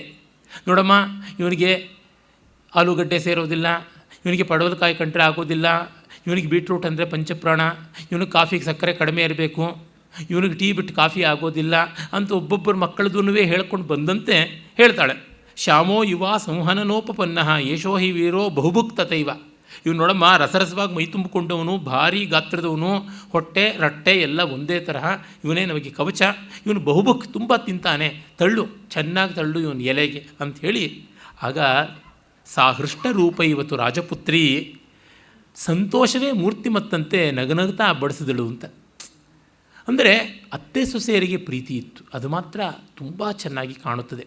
ಪರ್ವದಲ್ಲಿ ಭೈರಪ್ಪನವರೇನೋ ದ್ರೌಪದಿಯ ಸ್ವಗತದಲ್ಲಿ ಹೇಳ್ತಾರೆ, ನನ್ನ ಅತ್ತೆ ನಂಗೆ ಮೋಸ ಮಾಡಿಬಿಟ್ಲು, ಮಕ್ಕಳ ಒಗ್ಗಟ್ಟನ್ನು ಕಾಪಾಡಬೇಕು ಅಂತ ನನ್ನ ಬಾಳನ್ನು 3 ಬಟ್ಟೆ ಮಾಡಿಬಿಟ್ಲು, ಸಮೃದ್ಧ ಸುಖ ಅಂತ ಹೇಳ್ತಾ ಮಣ್ಣು ತಿನ್ನಿಸ್ಬಿಟ್ಲು, ನನಗೆ ಉಂಟಾದದ್ದು ಸಂಕಟ ಅಂತ. ಆದರೆ ಅದಕ್ಕೆ ಮೂಲ ಮಹಾಭಾರತದಲ್ಲಿ ಯಾವ ನೇರವಾದ ಸೂಚನೆಯೂ ಇಲ್ಲ. ಅತ್ತೆ ಸೊಸೆಯರು ಕಷ್ಟ ಕಾರ್ಪಣ್ಯಗಳನ್ನು ಕಂಡವರಾದ್ದರಿಂದ ತುಂಬ ಪ್ರೀತಿ ಇತ್ತು ಅಂತ ಗೊತ್ತಾಗುತ್ತದೆ. ಆಮೇಲೆ ದ್ರೌಪದಿಗೆ ಐವರನ್ನ ಕೊಟ್ಟು ಮದುವೆ ಮಾಡೋದು ಹೇಗೆ ಅಂತ ದೊಡ್ಡ ಪ್ರಶ್ನೆ ಬರುತ್ತದೆ. ವ್ಯಾಸರು ಬಂದು ಪೂರ್ವ ಕಥೆಗಳನ್ನೆಲ್ಲ ಹೇಳುವಂಥದ್ದು. ಮತ್ತು ಧರ್ಮರಾಜ ಹೀಗೆ ಆಗಬೇಕು ಅಂತ ಹಠ ಹಿಡಿಯೋದು. ಹಠ ಧರ್ಮರಾಜಂದು ಅಲ್ಲಿಂದ ಕಾಣಿಸುತ್ತೆ. ಆಮೇಲೆ 5 ದಿವಸದ ಮದುವೆ ಆಗುತ್ತದೆ. ಒಂದೊಂದು ದಿವಸ ಒಬ್ಬೊಬ್ಬರ ಕೈ ಹಿಡಿತಾಳೆ ಅಂತ ಇವೆಲ್ಲ ಬರುತ್ತದೆ. ಈಶಾನ್ಯ ದಿಕ್ಕಿನಲ್ಲಿ ಮಂಟಪವನ್ನು ಕಟ್ಟಿಸಿದ್ರು ಅಂತ ಹೀಗೆಲ್ಲ ವಿಸ್ತೃತವಾದ ವಿವರಣೆಯನ್ನು ನಾವು ನೋಡ್ತೀವಿ. ಇರಲಿ, ಅವು ಪಾತ್ರ ಸ್ವರೂಪಕ್ಕೆ ಗೌಣವಾದದ್ದು. ಆಮೇಲೆ ಸಮಯ ನಿರ್ಬಂಧ, ಅಗ್ರಿಮೆಂಟ್ ಆಫ್ ಟೈಮ್ ಅಂತ ಮಾಡಿಕೊಂಡು ಒಬ್ಬೊಬ್ಬರ ಜೊತೆಗೆ 1 ವರ್ಷ ಸಂಸಾರ ನಡೆಸುವುದು ಅಂತ ಆಗಿ ಇಂದ್ರಪ್ರಸ್ಥಕ್ಕೆ ಬರ್ತಾರೆ. ಕಾಂಡವ ವನ ಹೋಗಿ ಇಂದ್ರಪ್ರಸ್ಥ ರಾಜಧಾನಿ ಆಗುತ್ತದೆ. ಅದೆಲ್ಲ ನಮಗೆ ಗೊತ್ತಿರುವ ಕಥೆಯೇ. ಆಗ ಇವಳಿಗೆ ಪಾಂಡವರಲ್ಲಿ ಜನಿಸಿದ ಸಂತಾನ ಪ್ರತಿವಿಂಧ್ಯ, ಸುತಸೋಮ, ಶ್ರುತಕರ್ಮ, ಶತಾನೀಕ, ಶ್ರುತಸೇನ ಅಂತ. ಮಹಾಭಾರತದಲ್ಲಿ ಒಬ್ಬೊಬ್ಬ ಮಕ್ಕಳ ಹೆಸರಿಗೂ ಕೂಡ ಸ್ವಾರಸ್ಯವನ್ನು ಕೂಡ ಹೇಳ್ತಾರೆ. ಉದಾಹರಣೆಗೆ ಸುತಸೋಮ ಅಂತಂದರೆ ಭೀಮ ಅನೇಕ ಸೋಮಯಾಗಗಳನ್ನು ಮಾಡಿದ. ತತ್ಫಲಿತವಾಗಿ ಇವನ ಮಗನಿಗೆ ಸುತಸೋಮ, ಸುತ ಅಂದರೆ ಹಿಂಡಲ್ಪಟ್ಟ, ಸೋಮರಸವನ್ನು ಉಳ್ಳವನು. ಇವನ ಜನ್ಮಕಾಲದಲ್ಲಿ ಅನೇಕ ಸೋಮಯಾಗಗಳನ್ನು ಮಾಡಿ ಸೋಮರಸ ನಿಷ್ಪೀಡನ ಕಾಲದಲ್ಲಿ ಹುಟ್ಟಿದವನು ಅಂತ ಮಹಾಭಾರತವೇನೋ ಬರೆದಿದೆ. ಆದರೆ ನನಗೊಂದು ಪ್ರಶ್ನೆ ಏನೆಂದರೆ, ಜ್ಯೇಷ್ಠನಾದವನು ಸೋಮಾಂತವಾಗಿ ಕ್ರತುಗಳನ್ನೆಲ್ಲ ಮಾಡದೆ ಕನಿಷ್ಠ ಮಾಡುವಂತೆ ಇಲ್ಲ, ಪರಿವೇತ್ರ ದೋಷ ಬರುತ್ತದೆ ಅಂತ ಮೀಮಾಂಸಾಶಾಸ್ತ್ರ ಹೇಳುತ್ತದೆ. ಹೀಗಾಗಿ ಧರ್ಮರಾಜನೇ ಸೋಮಾದಿ ಯಾಗಗಳನ್ನು ಮಾಡದೆ ಭೀಮ ಹೇಗೆ ಮಾಡ್ದ? ಅದು ಎಲ್ಲ ಬಿಟ್ಟು ಭೀಮನಿಗೆ ಸೋಮಯಾಗಾದಿಗಳನ್ನು ಮಾಡುವ ಸಂದರ್ಭ ಏನೋ ಒಟ್ಟಿನಲ್ಲಿ ಹೆಸರಿಗೆ ಇದನ್ನು ಇಡಬೇಕು ಅಂತ ಪ್ರಕ್ಷೇಪವಾಗಿದೆಯಾ? ಕ್ರಿಟಿಕಲ್ ಎಡಿಷನ್ನಲ್ಲಂತೂ ಅದು ಸೇರಿದೆ. ಇದು ನಮಗೆ ಆಶ್ಚರ್ಯಕಾರಿಯಾಗುವಂಥದ್ದು. ಹೀಗೆ ಶ್ರುತಕರ್ಮ, ವಿಶ್ರುತವಾದ ಕೆಲಸವನ್ನು ಉಳ್ಳವನು, ಅರ್ಜುನನ ಮಗ. ಅದು ಚೆನ್ನಾಗಿದೆ, ಒಳ್ಳೆ ಬಯೋಡೇಟಾ. ತನ್ನ ಕೆಲಸ ಎಲ್ಲ ಕಡೆಗೂ ಕಾಣಬೇಕು, ಪೇಪರಲ್ಲಿ ಹಾಕ್ಸ್ಕೋ, ಇಂಟರ್ನೆಟ್ಟಲ್ಲಿ ಫೇಸ್ಬುಕ್ಕಲ್ಲಿ ಕೆಮ್ಮದೆ ಸೀನದೆ ಅಂತೆಲ್ಲ ಬರ್ಕೊ, ಈ ರೀತಿಯಾದದ್ದು ಅಂತ. ಶತಾನೀಕ ಅಂದರೆ ಅನೇಕ ಸೈನ್ಯವನ್ನು ಉಳ್ಳವನು. ಶ್ರುತಸೇನ, ಅವನ ಸೇನಾ ಸಂಪನ್ನತೆಯನ್ನು ಹೊಂದಿದವನು. ಪ್ರತಿವಿಂಧ್ಯ, ವಿಂಧ್ಯದ ಮತ್ತೊಂದು ರೂಪವೆಂಬಂತೆ ಇರತಕ್ಕಂಥವನು, ಅಭೇದ್ಯನಾಗಿ ದೃಢವಾಗಿ. ಯುಧಿಷ್ಠಿರ, ಯುದ್ಧದಲ್ಲಿ ಗಟ್ಟಿಯಾಗಿ ಗೆಲ್ಲಬಲ್ಲಂಥವನು ಧರ್ಮರಾಜ ಅಂತಂತಾರೆ. ಅದು ಏನೋ ಅಮಂಗಳವಾದ ವಾರಕ್ಕೆ ಮಂಗಳವಾರ ಅಂತ ಹೆಸರಿಟ್ಟಂತೆ. ನಮ್ಮ ಮನೇಲಿ ಇವತ್ತು ಅಕ್ಕಿ ಹೆಚ್ಚಿದೆ ಅಂತಂದರೆ ಅಕ್ಕಿ ಇಲ್ಲ ಅಂತ ಅರ್ಥ. ದೀಪಾನ ಹೆಚ್ಚು ಮಾಡು ಅಂದರೆ ದೀಪಾನ ಆರಿಸು ಅಂತ ಅರ್ಥ. ಆ ರೀತಿಯಾಗಿ ಇದೊಂದು ಯೂಫೆಮಿಸಮ್ಮ, ಯುಧಿಷ್ಠಿರ ಅಂತ ಅನಿಸುತ್ತದೆ. ಅವನ ಮಗ ಪ್ರತಿವಿಂಧ್ಯ. ಪಾಪ ದ್ರೌಪದಿಗೆ ಮಕ್ಕಳ ಜೊತೆಗೆ ಒಳ್ಳೆಯ ಕಾಲವನ್ನು ಹೆಚ್ಚು ಕಳೆಯೋದಕ್ಕೂ ಆಗಲಿಲ್ಲ. 13 ವರ್ಷ 12 ವನ, ಒಂದು ಅಜ್ಞಾತ, ಆ ಸಮಸ್ಯೆಯಲ್ಲಿದ್ದಾಗ ಮಕ್ಕಳನ್ನು ತನ್ನ ಕಣ್ಮುಂದೆ ಅವರ ಒಂದು ಪೌಗಂಡ ಅಂದರೆ ಯಾವುದನ್ನು ನಾವು ಅಡಾಲಸೆನ್ಸ್ ಅಂತೀವಿ, ಮತ್ತು ತಾರುಣ್ಯ, ಯೌವನ, ಟೀನ್ಸ್ ಇವನ್ನೆಲ್ಲ ಕಾಣುವುದಕ್ಕೆ ಆಗಲಿಲ್ಲ. ಪಾಪ ತುಂಬ ದುಃಖಪಟ್ಟಿರಬೇಕು. ಸುಭದ್ರೆ ಆ ದೃಷ್ಟಿಯಿಂದ ಪುಣ್ಯವಂತಳು. ಅಭಿಮನ್ಯು ಹುಟ್ಟಿದಾಗಲಿಂದ ತನ್ನ ಜೊತೆಯಲ್ಲೇ ಇದ್ದದ್ದು, ಮತ್ತು ಸೋದರ ಮಾವಂದರ ಕಣ್ಗಾಪಿನಲ್ಲಿ ಬೆಳೆದದ್ದು. ಸಾತ್ವಿಕಿ ಎಲ್ಲ ವಿದ್ಯೆಗಳನ್ನು ಕೃಷ್ಣನ ಜೊತೆ ಸೇರಿ ಕಲಿಸಿದ್ದು, ಇದೆಲ್ಲ ಉಂಟು. ಅಭಿಮನ್ಯುವಿಗೆ ಅದೆಲ್ಲ ದಕ್ಕಿತು. ಪಾಪ ಇವರಿಗೆ ಸೋದರ ಮಾವಂದರಿದ್ದರು, ಆದರೆ ತಾಯಿಯ ಪ್ರೀತಿ ದ್ರೌಪದಿಯ ಮಕ್ಕಳಿಗೂ ದಕ್ಕಲಿಲ್ಲ. ಅದನ್ನು ಭೈರಪ್ಪನವರು ಬಹಳ ಚೆನ್ನಾಗಿ ಬರೆದಿದ್ದಾರೆ. ಸಂಕೋಚ ಪಟ್ಟದ್ದು ಮಕ್ಕಳು ಎಷ್ಟು ಸಹಜವಾಗಿ ಬರುತ್ತದೆ. ಮಕ್ಕಳು 13 ವರ್ಷದಿಂದ ತಾಯಿಯಿಂದ ದೂರ ಇದ್ದಾರೆ, ತಾಯಿಯಲ್ಲಿಯೂ ಸಲಿಗೆ ಇಲ್ಲ ಅಂದರೆ ಇನ್ನು ತಾಯಿಗೆ ಅದಕ್ಕಿಂತ ಸಂಕಟ ಇನ್ನೇನು ಬೇಕು? ಇಂಥದ್ದನ್ನು ತುಂಬ ಚೆನ್ನಾಗಿ ರಸಸ್ಥಾನಗಳನ್ನು ಹಿಡಿದು ವರ್ಣಿಸಿದ್ದಾರೆ. ಆಮೇಲೆ ದ್ರೌಪದಿ ತಾನೇ ತುಂಬ ಪ್ರೀತಿಪಾತ್ರನಾದ ಪತಿ ಅಂತ ಅಂದುಕೊಂಡದ್ದು ಅರ್ಜುನನನ್ನು. ಇದು ಒಂದಿಷ್ಟು ಆಲೋಚನೆ ಮಾಡಬೇಕಾದದ್ದು. ಯಾಕೆಂದರೆ ಮೊದಲಿಂದಲೂ ಅರ್ಜುನನೇ ಇವಳ ಗಂಡ, ಅರ್ಜುನನಿಗಾಗಿಯೇ ಇವಳು ಅಂತ ಹೆಸರು ಇಟ್ಟು ಇಟ್ಟು ಇಟ್ಟು ಇಟ್ಟು ಇಟ್ಟು ಅವಳ ತಲೆಯಲ್ಲಿ ಮಾಸದ ಮುದ್ರೆ ಆಗಿರುತ್ತದೆ. ಆಮೇಲೆ 5 ಜನನೂ ಮದುವೆ ಆಗಬೇಕು ಅಂದರೆ ಅವಳಿಗೆ ಕಷ್ಟವೇ ತಾನೆ. ಈ ಮಹಾಧರ್ಮರಾಜ ಒಂದು ಶರ ಬೇರೆ ಬರೆದುಬಿಟ್ಟ, ಅವಳ ಬದುಕಿನ ಮೇಲೆ ಒಂದು ತೀರ್ಪು ಕೊಟ್ಟುಬಿಟ್ಟ. ಸಾಯೋ ಕಾಲದಲ್ಲಿ ಸ್ವರ್ಗಾರೋಹಣ ಮಾಡ್ತಾ ಇರೋವಾಗ ಇವಳು ಅರ್ಜುನನ ತುಂಬ ಪ್ರೀತಿಸಿದ್ಲು, ಪಕ್ಷಪಾತ ಮಾಡಿದ್ಲು, ಅದಕ್ಕೆ ನೆಗೆದು ಬಿದ್ಲು ಅಂತಂದ. ಹಬ್ಬ ಈ ಕ್ರೌರ್ಯವೇ ಅಂತ ಅನಿಸುತ್ತದೆ. ಏನು ಮಾಡ್ತಾಳೆ? ಮೊದಲಿಂದ ಹಾಗೆ ಕಂಡೀಷನಿಂಗ್ ಆಗಿಬಿಟ್ರೆ ಧರ್ಮರಾಜನಿಗೆ ಜೂಜ್ ಬಿಡೋಕ್ಕಾಯ್ತಾ? ಕೊನೆವರೆಗೂ ಆಗಲಿಲ್ಲ.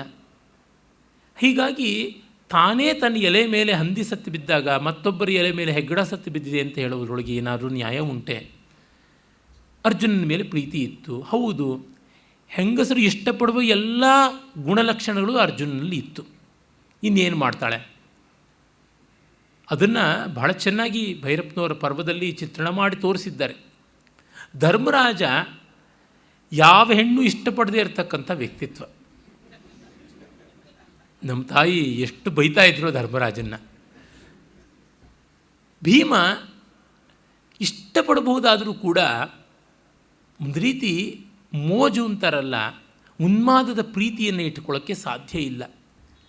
ಭೀಮನ ಜೊತೆಗಾರ್ತಿ ಹಿಡಂಬಿ ಆಗೋದಕ್ಕೆ ಲಾಯಕ್ಕೆ ಹೊರತು ದ್ರೌಪದಿ ಅಲ್ಲ. ರಕ್ಷಣೆಗೆ ನಮಗೆ ಬೇಕು ಅಂತಂದರೆ ಯಾವುದೋ ಕತ್ತಿ ಚಾಕು ಅಂತ ನಿತ್ಯವೂ ನಾವು ಅದರ ಜೊತೆ ಚಕ್ಕಂದ ಆಡೋದಕ್ಕೆ ಸಾಧ್ಯವಾ? ಆಗುವುದಿಲ್ಲ, ಕಷ್ಟ ಆಗುತ್ತದೆ. ನಮಗೆ ತುಂಬ ಕೆಲವರು ಆತ್ಮೀಯರು ಬಹಳ ಬೇಕಾದವರು ಅಂತಿರ್ತಾರೆ. ಅವರಲ್ಲಿ ರಾಸಿಕ್ಕೆ ಇಲ್ಲದಿದ್ದರೆ ಏನು ಮಾಡೋಣ? ನಡುಮನೆಯಲ್ಲಿ ನಾವು ಅಡುಗೆ ಮಾಡೋದಿಲ್ಲ, ಸ್ನಾನ ಮಾಡೋದಿಲ್ಲ, ಬಟ್ಟೆ ಒಗೆಯೋದಿಲ್ಲ, ಪಾತ್ರೆ ತೊಳೆಯೋಲ್ಲ. ಆದರೆ ಹೆಚ್ಚು ಕಾಲ ನಮ್ಮ ಮನೆಯ ನಡುಮನೆಯಲ್ಲೇ ಇರ್ತೀವಿ. ಯಾಕೆ? ನಡುಮನೆಯಲ್ಲಿ ಟಿ ವಿ ಇರುತ್ತೆ, ನಡುಮನೆಯಲ್ಲಿ ರೇಡಿಯೋ ಇರುತ್ತೆ, ನಡುಮನೆಯಲ್ಲಿ ಮ್ಯಾಗ್ಝಿನ್ಸ್ ಇರ್ತವೆ, ನಡುಮನೆಯಲ್ಲಿ ಹರಟೆ ಹೊಡಿತೀವಿ. ಹೀಗಾಗಿ ವಿರಾಮದ ವಿನೋದಕ್ಕೆ, ಉಲ್ಲಾಸಕ್ಕೆ ಅವಕಾಶ ಆಗ್ತಕ್ಕಂಥದ್ದು ನಡುಮನೆ. ಅರ್ಜುನ ಆ ಥರ ನಡುಮನೆ. ನಡುಮನೆಯಲ್ಲಿ ಟ್ರಾಫಿಕ್ ಜಾಸ್ತಿ, ಅರ್ಜುನ ಮಧ್ಯೆ ಟ್ರಾಫಿಕ್ ಜಾಸ್ತಿ. ಅವನ ಮನಸ್ಸಿನಲ್ಲಿ ಒಬ್ಬರಿರೋದಿಲ್ಲ. ಅದು ಒಂದು ನಡುಮನೆಯ ಸಮಸ್ಯೆ. ನಡುಮನೆಯಲ್ಲಿ ಏಕಾಂತ ಇಲ್ಲ, ನಡುಮನೆಯೆಲ್ಲ ಲೋಕಾಂತ. ಆದರೆ ಆ ಲೋಕಾಂತ ನಮಗಿಲ್ಲದೆ ಇರೋಕ್ಕೆ ಆಗೋಲ್ಲ. ಹೀಗೆ ಭೀಮ ವ್ಯಾಯಾಮ ಶಾಲೆ ತರಹ. ಏನು ಮಾಡೋದು? ಧರ್ಮರಾಜ ಲೈಬ್ರರಿ, ನಕಲು ಸಹದೇವರು ಕೊಟ್ಟಿಗೆ, ಅಶ್ವಶಾಲೆ ಮತ್ತು ಗೋಶಾಲೆ, ಸಗಣಿ ಲದ್ದಿ. ಇನ್ನೇನು ಮಾಡೋದು? ಕಷ್ಟ. ಅರ್ಜುನ ಬಿಟ್ಟು ಇನ್ಯಾರು? ಹಾಗಾಗಿ ಸಹಜವಾದ ಆಕರ್ಷಣೆ. ಮತ್ತು ಇನ್ನೂ ಒಂದು ಉಂಟಲ್ಲ, ನಮ್ಮಲ್ಲಿ ವರಸಾಮ್ಯ ಅಂತೀವಿ, ಈಡು ಜೋಡು ಅಂತೀವಿ. ಅವೆಲ್ಲ ನೋಡಿದರೆ ದ್ರೌಪದಿಗೆ ಆಳ್ತನಕ್ಕೆ ಒದಗಿ ಬರುವನು ಮೊದಲಿಗೆ ಮಹಾಭಾರತಕಾರರು ಹೇಳೇ ಬಿಟ್ಟಿದ್ದಾರಲ್ಲ, ಅವಳು ಯಾವ ರೀತಿ ಇದ್ದಾಳೆ ಅಂತನ್ನುವಂಥದ್ದು. ಅವಳು ಆಕೃತಿ ವಿಶೇಷವನ್ನು ನೈವ ಹ್ರಸ್ವಾನ ಮಹತಿ ನಾತಿ ಕೃಷ್ಣಾನ ರೋಹಿಣಿ. ತುಂಬ ಉದ್ದ ಅಲ್ಲ, ತುಂಬ ಕುಳ್ಳಲ್ಲ ಅಂತಂದರೆ ಭೀಮ ಆಳು ಒಂದು ತೋಳೆತ್ತರ ಅಂತಂತೀವಲ್ಲ. ಆಳು ಅಂದರೆ 6 ಅಡಿ. ಅವನು ಕೈ ಮೇಲೆ ಎತ್ತಿಡಿದ್ರೆ ಎಷ್ಟು ಅಷ್ಟು ಅಂತಂದರೆ 10 7 ಮುಟ್ತಕ್ಕಂಥವನು. ಒಂದು ತೋಳುದ್ದ ಅಂತಂದರೆ ಎಷ್ಟು ಉದ್ದ ನೋಡಿ, 10 2 ಅಡಿಗೆ ಬರ್ತದೆ. ಕುತ್ತಿಗೆ ಮೇಲೆ ತಲೆನ 1/4 ಅಡಿ ಅಂತ ಇಟ್ಟುಕೊಂಡ್ರೆ 6.25 ಅಡಿ ಎತ್ತರ ಇರ್ತಕ್ಕಂಥವನು. ಅಮಿತಾಬ್ ಬಚ್ಚನ್ ಜಯಬಾದುರಿ ಜೋಡಿ ಆಗಿಬಿಡಲ್ವಾ ಭೀಮ ದ್ರೌಪದಿ. ಹೀಗಾಗಿ ಅರ್ಜುನ ಸಮವಿಭಕ್ತಾಂಗ ಆಗಿರ್ತಕ್ಕಂಥವನು. ಅಲ್ಲಿಂದ ಮೊದಲುಗೊಂಡು ಅವನಿಗೆ ನಯ ನಾಜೂಕು ಇವೆಲ್ಲ ಹೆಚ್ಚು. ಅದಕ್ಕೆ ತಕ್ಕಂತೆ ದ್ರೌಪದಿ ಮೆಚ್ಚಿಕೊಂಡಿದ್ದಾಳು ಅಂತ ಅನಿಸುತ್ತದೆ. ಪರೀಕ್ಷೆ ಕಾಲೇ ಬಂದಾಗ ತಾನೇ ಗೊತ್ತಾಗೋದು ಕಷ್ಟಗಳು ಏನು ಅಂತ. ಹಾಗಾಗಿ ಫಸ್ಟ್ ಲವ್ ಮತ್ತು ಆರಂಭದಲ್ಲಿ ಅದು ಚೆನ್ನಾಗೂ ನಡೆದಿರಬೇಕು. ಹಾಗೆ ನಡೆದದ್ದು ಇವಳಿಗೆ ತುಂಬ ಸಂತೋಷವನ್ನು ಕೊಟ್ಟಿರುತ್ತದೆ. ಅದು ಮಾಸದ ಮುದ್ರೆಯಾಗಿ ಮನಸ್ಸಿನಲ್ಲಿ ಇರುತ್ತದೆ. ದೌರ್ಬಲ್ಯಗಳಪ್ಪ, ಏನು ಮಾಡೋದು? ದೌರ್ಬಲ್ಯ ದೋಷವೇ, ಅದು ಅಸಹಾಯಕತೆ. ಹೀಗಾಗಿ ಅರ್ಜುನನ ಮೇಲೆ ಮನಸ್ಸು ಪ್ರೀತಿ ಬಂದದ್ರೊಳಗೆ ಅತಿಶಯವೇನಿಲ್ಲ. ವಿಚಿತ್ರ ಪ್ರೇಮ ಅಂತನ್ನುವ ಒಂದು ಕಥೆಯನ್ನು ಮಾಸ್ತಿಯವರು ಬರೆದಿದ್ದಾರೆ. ಬಹಳ ಅದ್ಭುತವಾದಂಥ ಕಥೆ. ಫ್ರಾನ್ಸಿನ ಒಬ್ಬಳು, ಅದು ಐತಿಹಾಸಿಕವಾದದ್ದು. ಅವಳು ತನ್ನ ತಾರುಣ್ಯದಲ್ಲಿ ಬುದ್ಧಿಮತ್ತೆಯನ್ನು ಮೆಚ್ಚಿಕೊಂಡು ಒಬ್ಬನನ್ನು, ಅವನು ವಾಲ್ಟೇರೋ ಏನೋ ಇರಬೇಕು ಅಂತ ಅನಿಸುತ್ತೆ, ಅವನನ್ನು ಅವಳು ಒಲಿದಿರ್ತಾಳೆ. ವಾಲ್ಟೇರ್ನ ಗೆಳತಿಯಾಗಿರ್ತಾಳೆ. ಆಮೇಲೆ ಒಬ್ಬ ಅತ್ಯಂತ ಸುಂದರನಾದ ತರುಣ, ಬಲಿಷ್ಠ ತರುಣ, ಅವನನ್ನು ಯೌವನದ ಭೋಗಕ್ಕಾಗಿ ಒಲಿದಿರ್ತಾಳೆ. ಮತ್ತು ವಿದ್ಯೆನೂ ಸಾಕಾಯಿತು, ಭೋಗವೂ ಸಾಕಾಯಿತು, ಈಗ ಬೇಕಾಗಿರ್ತಕ್ಕಂಥ ಸಂಪತ್ತಿ ಅನುಕೂಲ ಅಂತ ಒಬ್ಬ ಶ್ರೀಮಂತನಾದ ಡ್ಯೂಕನ್ನು ಮದುವೆಯಾಗಿ ನಿಲ್ತಾಳೆ. ಕಟ್ಟ ಕಡೆಗೆ ಅವಳು ಸಾವು ಬರ್ತದೆ. ಆಗ ಗಂಡನಿಗೆ ಹೇಳಿಸಿ ತನ್ನ ಹಳೆಯ ಇಬ್ಬರು ಪ್ರೇಮಿಗಳನ್ನು ಬರಮಾಡಿಕೊಂಡು 3 ಜನರ ಸಮಕ್ಷದಲ್ಲಿ ಮಾತಾಡಿ ಪ್ರಾಣ ಬಿಡ್ತಾಳೆ. ಆಗ ಅವಳು ಕೆಲವು ಮಾತುಗಳನ್ನು ಹೇಳೋದು ತುಂಬ ಚೆನ್ನಾಗಿ ಬರ್ತದೆ. ನಾನು ಯಾರಿಗೂ ವಂಚನೆ ಮಾಡಲಿಲ್ಲ, 3 ಜನರ ಜೊತೆಗೂ ಚೆನ್ನಾಗಿ ಬಾಳಿದ್ದೀನಿ, ನಿಯತ್ತಾಗಿ ಬಾಳಿದ್ದೀನಿ. ಲೋಕದ ದೃಷ್ಟಿಯ ಸರಿ ಲೋಕದ್ದು, ನನ್ನ ದೃಷ್ಟಿಯ ಸರಿ ನನ್ನದು, ಇದನ್ನು ದೇವರು ಗಮನಿಸ್ತಾನೆ ಅಂತ ಅಂದುಕೊಂಡಿದ್ದೀನಿ ಅಂತ. ಹೀಗೆ ಬದುಕಿನ ವಿಚಿತ್ರ ಹೇಗೆಲ್ಲ ಇರುತ್ತದೆ. ನಮಗದು ತಾಳೋಕ್ಕಾಗದೇ ಇರಬಹುದು. ಆದರೆ ಅದರ ಮೇಲೆ ತೀರ್ಮಾನಗಳನ್ನು ಹೇರ್ತಾ ಹೋಗ್ತಕ್ಕಂಥದ್ದು ಹೇಗೆ? ದ್ರೌಪದಿ ಅರ್ಜುನರ ರೀತಿ ಆ ಬಗೆಯಲ್ಲಾಯಿತು. ನಚ್ಚಿದ ಎಮ್ಮೆನೆ ಕೋಣವನ್ನು ಈದಂತೆ ಅರ್ಜುನ ಅವಳಿಗೆ ಅನ್ಯಾಯ ಮಾಡ್ದ. ಅನ್ಯಾಯ ಮಾಡೋದು ಅಂದರೆ ಇಷ್ಟೇ, ನಿಷ್ಠೆಯನ್ನು ಕಾಪಾಡಿಕೊಳ್ಳಲಿಲ್ಲ. ಸರಿ, ದ್ರೌಪದಿ ಮಾತ್ರ ಪಂಚವಲ್ಲಭೆ ಆಗಿಬಿಟ್ಲಲ್ಲ, ಅವಳ ಮೇಲೆ ಹೇರಲ್ಪಟ್ಟಿದ್ದು ಅದು. ಅವಳು ಕೂಡಿದ ಮಟ್ಟಿಗೂ ನ್ಯಾಯವಾಗಿ ಅನುಸರಿಸಿದಳು. ಅರ್ಜುನನಿಗೆ ಅದು ಮಾಡೋಕ್ಕಾಗಲಿಲ್ಲ. ಸುಭದ್ರೆಯನ್ನು ತಗೊಂಡು ಬಂದ. ಅರ್ಜುನನದು ಏನಂತಂದರೆ, ಈ ದ್ರೌಪದಿಯನ್ನು ಮದುವೆ ಮಾಡಿದ್ದು ಒಂದು ರೀತಿ ಕಮ್ಯುನಿಸಮ್ ಪಾಲಿಸಿ. ಸ್ವಂತದ ಆಸ್ತಿ ಅಂತ ಇರಬಾರದು, ಪ್ರಾಪರ್ಟೀಸ್ ಆಫ್ ದಿ ಕಮ್ಯುನಿಟಿ ಅಂತ. ಹಾಗಾಗೋಲ್ಲ. ಡಿ ವಿ ಜಿಯವರು ಬರೀತಾರೆ, ಮಾನವ ಸ್ವಭಾವದಲ್ಲಿ ಪ್ರತ್ಯೇಕತೆ ಭೇದ ಅನ್ನೋದು ಮನೆ ಮಾಡಿಕೊಂಡಿದೆ. ಮಕ್ಕಳು ಮನೆಯೊಳಗೆ ಇದ್ದರೂ ಮನೆ ಆಟ ಆಡುವಾಗ ಅದರೊಳಗೆ ಒಂದು ಚಿಕ್ಕ ಮನೆ ಮಾಡ್ಕೋತಾರೆ ಅಂತ. ಮಕ್ಕಳಿಂದಲೇ ಪ್ರತ್ಯೇಕತೆ ಆರಂಭವಾಗುವಾಗ ಹೇಗೆ ಪ್ರಕೃತಿಯನ್ನು ನೋಡಿಕೊಂಡು ತದನುರೋಧವಾಗಿ ಸಂಸ್ಕೃತಿ ಅಲ್ವ. ಹಾಗಾಗಿ ಅರ್ಜುನನ್ನು ನಾವು ತುಂಬ ತಪ್ಪು ಅಂತ ಹೇಳೋಕ್ಕಾಗೋಲ್ಲ. ಮತ್ತು ಮೂಲ ಮಹಾಭಾರತದಲ್ಲಿ ಬರ್ತದೆ, ಮಿಕ್ಕ ಪಾಂಡವರಿಗೂ ಕೂಡ ಸೆಟಪ್ಗಳಿದ್ದವು ಅಂತ, ಬೇರೆ ಮದುವೆಗಳಿದ್ದವು ಅಂತ ಗೊತ್ತಾಗುತ್ತೆ, ಅವ್ರಿಗೆ ಮಕ್ಕಳಿದ್ದರು ಅಂತ ಗೊತ್ತಾಗುತ್ತದೆ. ಆದರೆ ಸುಭದ್ರೆ ಅರ್ಜುನನ ಪತ್ನಿಯಾಗಿ ಬಂದದ್ದು ದ್ರೌಪದಿಗೆ ಅಷ್ಟು ಹಿತವಾಗಲಿಲ್ಲ ಅನ್ನೋದು ಮಹಾಭಾರತದಲ್ಲಿ ಬರ್ತದೆ. ಅದಕ್ಕೆ ಅರ್ಜುನ ಸುಭದ್ರೆಗೆ ಒಬ್ಬ ಗೊಲ್ಲತಿಯ ವೇಷ ಹಾಕಿ, ನೀನು ಮುಂದೆ ಹೋಗಿ ದ್ರೌಪದಿ ಆಶೀರ್ವಾದ ಪಡ್ಕೋ, ಆಮೇಲೆ ನಾನು ಬರ್ತೀನಿ ಅಂತೆಲ್ಲ ಅಂತಾನೆ. ಅರ್ಜುನಿಗೆ ಸ್ವಲ್ಪ ಮುಖ ಇರಲಿಲ್ಲ, ಮಖೇಡಿ ಅಂತಾರೆ ನಮ್ಮ ಕಡೆ, ಆ ರೀತಿ ಆಗಿತ್ತು. ಏನಂದರೆ ಅರ್ಜುನನೂ ಒಂದು ಮದುವೆ ಮಾಡಿಕೊಂಡ ಅಲ್ಲ, ಅರ್ಜುನನೂ ಮದುವೆ ಮಾಡಿಕೊಂಡ ಅನ್ನೋದಾಯಿತು. ಅರ್ಜುನಂಗೊಂದು ಮದುವೆಯಪ್ಪ ಅಂತ ಅನ್ನೋದು ಆಗಲಿಲ್ಲ. ಅರ್ಜುನನ ಮನಸ್ಸನ್ನೇ ಇವಳು ಸೆಳೆದಳು ಅಂತ. ಮತ್ತು ಇನ್ನೊಂದು ಸಮಸ್ಯೆ ಅವಳನ್ನು ಕಾಡಿರಬೇಕು. ಕೃಷ್ಣಾರ್ಜುನರ ಪ್ರೀತಿ ಎಷ್ಟು ಅಗಾಢವಾದದ್ದು ಅಂತ ಗೊತ್ತಿದೆ. ಕೃಷ್ಣನ ತಂಗಿ ಬಂದಳು ಅಂತಂದರೆ ತನ್ನ ಸ್ಥಿತಿ ಏನು ಅಂತನ್ನುವುದು ಇದ್ದಿರಬಹುದು. ಬಹುವಿಧವಾಗಿ ಅಭದ್ರತೆ ಕಾಡುತ್ತದೆ ಮನುಷ್ಯನಿಗೆ. ಆ ಅಭದ್ರತೆಗಳಲ್ಲಿ ಅವಳು ಎಷ್ಟು ಒದ್ದಾಡಿದ್ಲು, ಎಷ್ಟು ಒಂಟಿಯಾಗಿ ತಲೆದಿಂಬುಗಳನ್ನು ತೋಯಿಸಿಕೊಂಡ್ಲೋ ಗೊತ್ತಿಲ್ಲ. ಆಮೇಲೆ ನಾವು ಕಾಣುವಂಥದ್ದು ದ್ರೌಪದಿಯನ್ನು, ಅವಳನ್ನು ಸಮಾಧಾನ ಮಾಡುವುದಕ್ಕೆ ಅನ್ನುವಂತೆ ಕೃಷ್ಣ ಬರ್ತಾನೆ.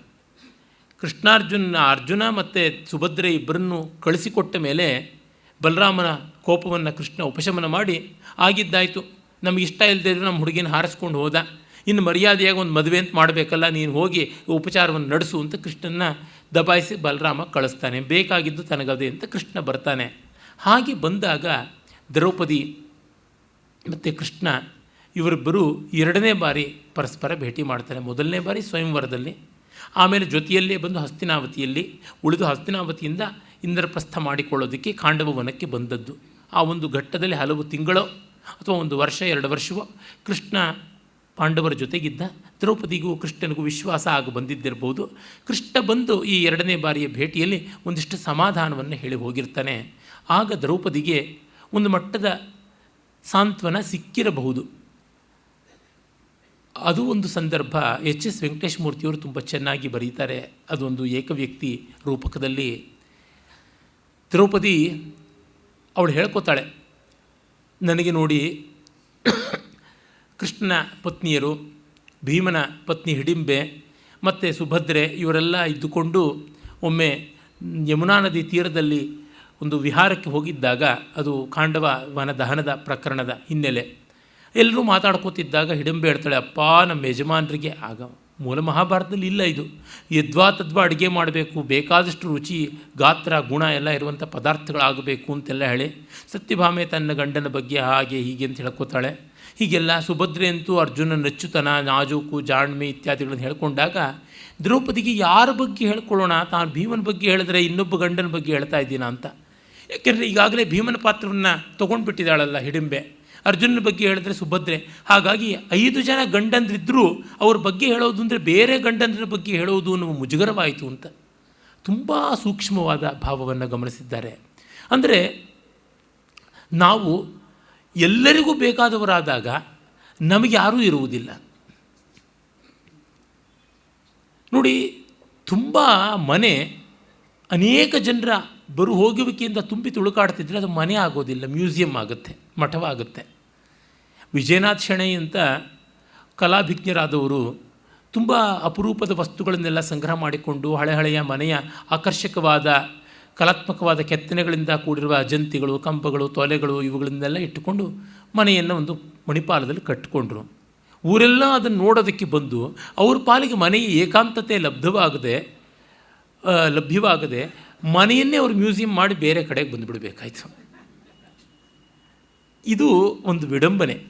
ನಾವು ಬಯಸಿ ಮಾಡಿಕೊಂಡದ್ದು ಎಲ್ಲರೂ ನೋಡಿ ತಣಿಯಲಿ ಅಂತಂದರೆ ನಮ್ಮ ನೆಲೆ ಅದಾಗೋಲ್ಲ. ಹೀಗೆ 5 ಹೆಂಡತಿ ದ್ರೌಪದಿ ಆದಮೇಲೆ 5 ಇವಳ ಪಾಲಕ್ಕೆ ಗಂಡಂದ್ರಾಗಿ ಉಳಿಯಲಿಲ್ಲವೇನೋ ಅಂದರೆ ಅತಿಯೋಗದಲ್ಲಿ ಒಂದು ವಿಯೋಗ ಹೇಳ್ತೀವಲ್ಲ, ಲೋನ್ಲಿ ಇನ್ ಮಾಸಸ್ ಅಂತ. ಜನಜಂಗುಳಿಯ ಮಧ್ಯೆ ಒಂಟಿತನ. ಕೃಷ್ಣನಿಗೇ ಹಾಗಾಗಿದ್ದು. ಅಷ್ಟಮಹಿಷಿಯರು ಯಾಕೆ ಅಷ್ಟಮಹಿಷಿಯರು, ಯಾರಿಗೂ ಏನು ಅಂಥ ದೊಡ್ಡ ಆತ್ಮೀಯತೆ ಇರಲಿಲ್ಲ ಕೃಷ್ಣನ ಜೊತೆಗೆ ಅಂತ ಅನಿಸುತ್ತದೆ. ಇನ್ನು ಮತ್ತೆ ನರಕಾಸುರನ ಸೆರೆಯಿಂದ ಬಿಡಿಸಿಕೊಂಡು ಬಂದಂಥ ಅವರುಗಳ ಒಂದು ಪುನರ್ವಸತೀಕರಣ, ರೀಹ್ಯಾಬಿಲಿಟೇಷನ್ನು ಇತ್ಯಾದಿಗಳಲ್ಲಿ ಊರೆಲ್ಲ ಹೆಂಡರಾಗ್ಬಿಟ್ರೆ ಊರಿಗೂ ಇವನು ಹೊರಗಾಗ್ಬಿಡ್ತಾನೆ. ಯಾರಿಗೂ ಬೇಡದಂತೆ ಆಗಿ ಪರ್ವದಲ್ಲಿ ಭೈರಪ್ಪನವ್ರು ಭಾಳ ಚೆನ್ನಾಗಿ ಹೇಳ್ತಾರೆ. ಸಾತ್ವಿಕಿ ಅಂದುಕೊಳ್ತಾನೆ, ಹಾಗಾಗಿ ಏನು ಕೃಷ್ಣನಿಗೆ ತಂಟೆಯೇ ಬೇಡ ಅಂತ ಊರಿಂದ ಆಚೆನೇ ಬೇರೆ ಕಡೆ ಅಲ್ಲಿ ಇಲ್ಲಿ ಓಡಾಡಿಕೊಂಡೇ ಇರ್ತಾ ಇದ್ದ ಅಂತ. ಅಂದರೆ ನಮಗೆ ತುಂಬ ಹೆಚ್ಚಿನದಾಗ್ಬಿಟ್ರೆ ಕಷ್ಟ. ಸುನೀತಿ ಕುಮಾರ್ ಚಟರ್ಜಿಯವರು ಮಹಾವಿದ್ವಾಂಸರು, ಬಹುಭಾಷಾ ಕೋವಿದರು, ದೊಡ್ಡ ಪಂಡಿತರು, ನ್ಯಾಷನಲ್ ಪ್ರೊಫೆಸರ್ ಎಲ್ಲ ಆಗಿದ್ದರು. ಅವ್ರ ಮನೆ ತುಂಬ ಪುಸ್ತಕಗಳು, ದೊಡ್ಡ ಮನೆ ತುಂಬ ಎಲ್ಲೆಲ್ಲೂ ಪುಸ್ತಕಗಳು. ಹಾಮನಾಯಕರು ಕೇಳಿದ್ರಂತೆ, ಅವರ ವಿದ್ಯಾರ್ಥಿ ಕೂಡ ಭಾಷಾಶಾಸ್ತ್ರವನ್ನು ಅಧ್ಯಯನ ಮಾಡಿದ್ದು ಅವರಲ್ಲಿಯೇ. ನಿಮ್ಮ ಈ ಒಂದು ಅಸ್ತವ್ಯಸ್ತವಾದ ಮಹಾಪುಸ್ತಕ ಸಮುದ್ರದಲ್ಲಿ ನಿಮಗೆ ಬೇಕಾದ ಪುಸ್ತಕಕ್ಕೆ ಏನು ಮಾಡ್ತೀರಾ ಅಂತ. ನಾನಿರೋ ಕಲ್ಕತ್ತಾ ತಾನೇ, ನ್ಯಾಷನಲ್ ಲೈಬ್ರರಿಗೆ ಹೋಗ್ತೀನಿ ಇದ್ರಂತೆ. ಮನೆ ತುಂಬ ಪುಸ್ತಕ, ಒಂದು ಪುಸ್ತಕ ಬೇಕು ಅಂದರೆ ನ್ಯಾಷನಲ್ ಲೈಬ್ರರಿಗೆ ಹೋಗಬೇಕು. ಇದು ಅತಿಯೋಗದ ಒಂದು ಸಂಕಟ. ನಮಗೆ ತುಂಬ ಅನುಕೂಲ ಒದಗಿಬಿಟ್ರೆ ಹೀಗೆ ಆಗುತ್ತದೆ. ಅದು ಇನ್ನೊಂದು ರೀತಿ ನೋಡುವವರಿಗೆ ಎಲ್ಲ ಇದೆ ಅನಿಸುತ್ತದೆ, ಆದರೆ ನಮ್ಮ ಪಾಲಿಗೆ ಏನೂ ಇರುವುದಿಲ್ಲ ಅಂತ ಆಗುವಂಥದ್ದು. Water everywhere, not a drop to drink ಅಂತ ಏನ್ಷೆಂಟ್ ಮ್ಯಾರಿನರ್ನಲ್ಲಿ ಬರುತ್ತಲ್ಲ, ಹಾಗೆ ಆಗ್ತಕ್ಕಂಥದ್ದು. ಇರಲಿ, ಅದೇನೇ ಆದರೂ ದ್ರೌಪದಿ ಅದನ್ನೆಲ್ಲವನ್ನು ಚೆನ್ನಾಗಿ ನಡೆಸಿದಳು ಅನ್ನುವುದನ್ನು ನಾವು ಮುಂದೆ ಸತ್ಯಭಾಮೆ ದ್ರೌಪದಿಯರ ಸಂವಾದ ಬರುತ್ತದೆ ವನಪರ್ವದಲ್ಲಿ, ಅಲ್ಲಿ ಕಾಣ್ತೀವಿ. ಕೆಲವರು ಪ್ರಕ್ಷೇಪ ಅಂತಾರೆ, ಆದರೆ ಕ್ರಿಟಿಕಲ್ ಎಡಿಷನ್ನಲ್ಲಂತೂ ಇದೆ. ನಾವು ಮತ್ತೆ ತುಂಬ ಪ್ರಕ್ಷೇಪ ಅಂತ ತಳ್ಳಹಾಕ್ತಾ ಹೋದರೆ ಮತ್ತು ಮೂಲಕ್ಕೆ ಪಾತ್ರಕ್ಕೆ ಸಂಗತವಾಗಿರುವ ಅಂಶಗಳಾಗಿ ಅವು ಇದ್ದಾಗ ಅದನ್ನು ಬಿಡ್ತಾ ಹೋದರೆ ಅನ್ಯಾಯವಾಗುತ್ತದೆ, ನಷ್ಟ ನಮ್ಮದು. ಹಾಗಾಗಿ ಅವನ್ನೆಲ್ಲ ಒಪ್ಪಿಕೊಳ್ಳಬೇಕಾಗುತ್ತದೆ. ಇರಲಿ. ಆಮೇಲೆ ನಾವು ದ್ರೌಪದಿಯನ್ನು ಕಾಣ್ತಕ್ಕಂಥದ್ದು ರಾಜಸೂಯ ಯಾಗದಲ್ಲಿ.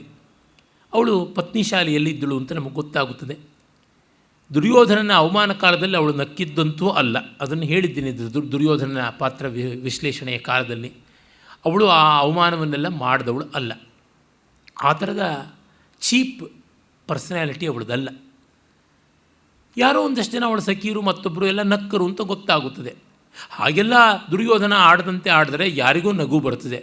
ಅವನ ತಾಯಿ ತಂದೆ ಅಂತೂ ಕಣ್ಣಿದ್ದು ಕುರುಡರು ಅಥವಾ ಜನ್ಮ ಅಂಧರು, ಅವರನ್ನು ನೋಡಿ ನಗೋಕ್ಕಾಗ್ತಿರಲಿಲ್ಲ.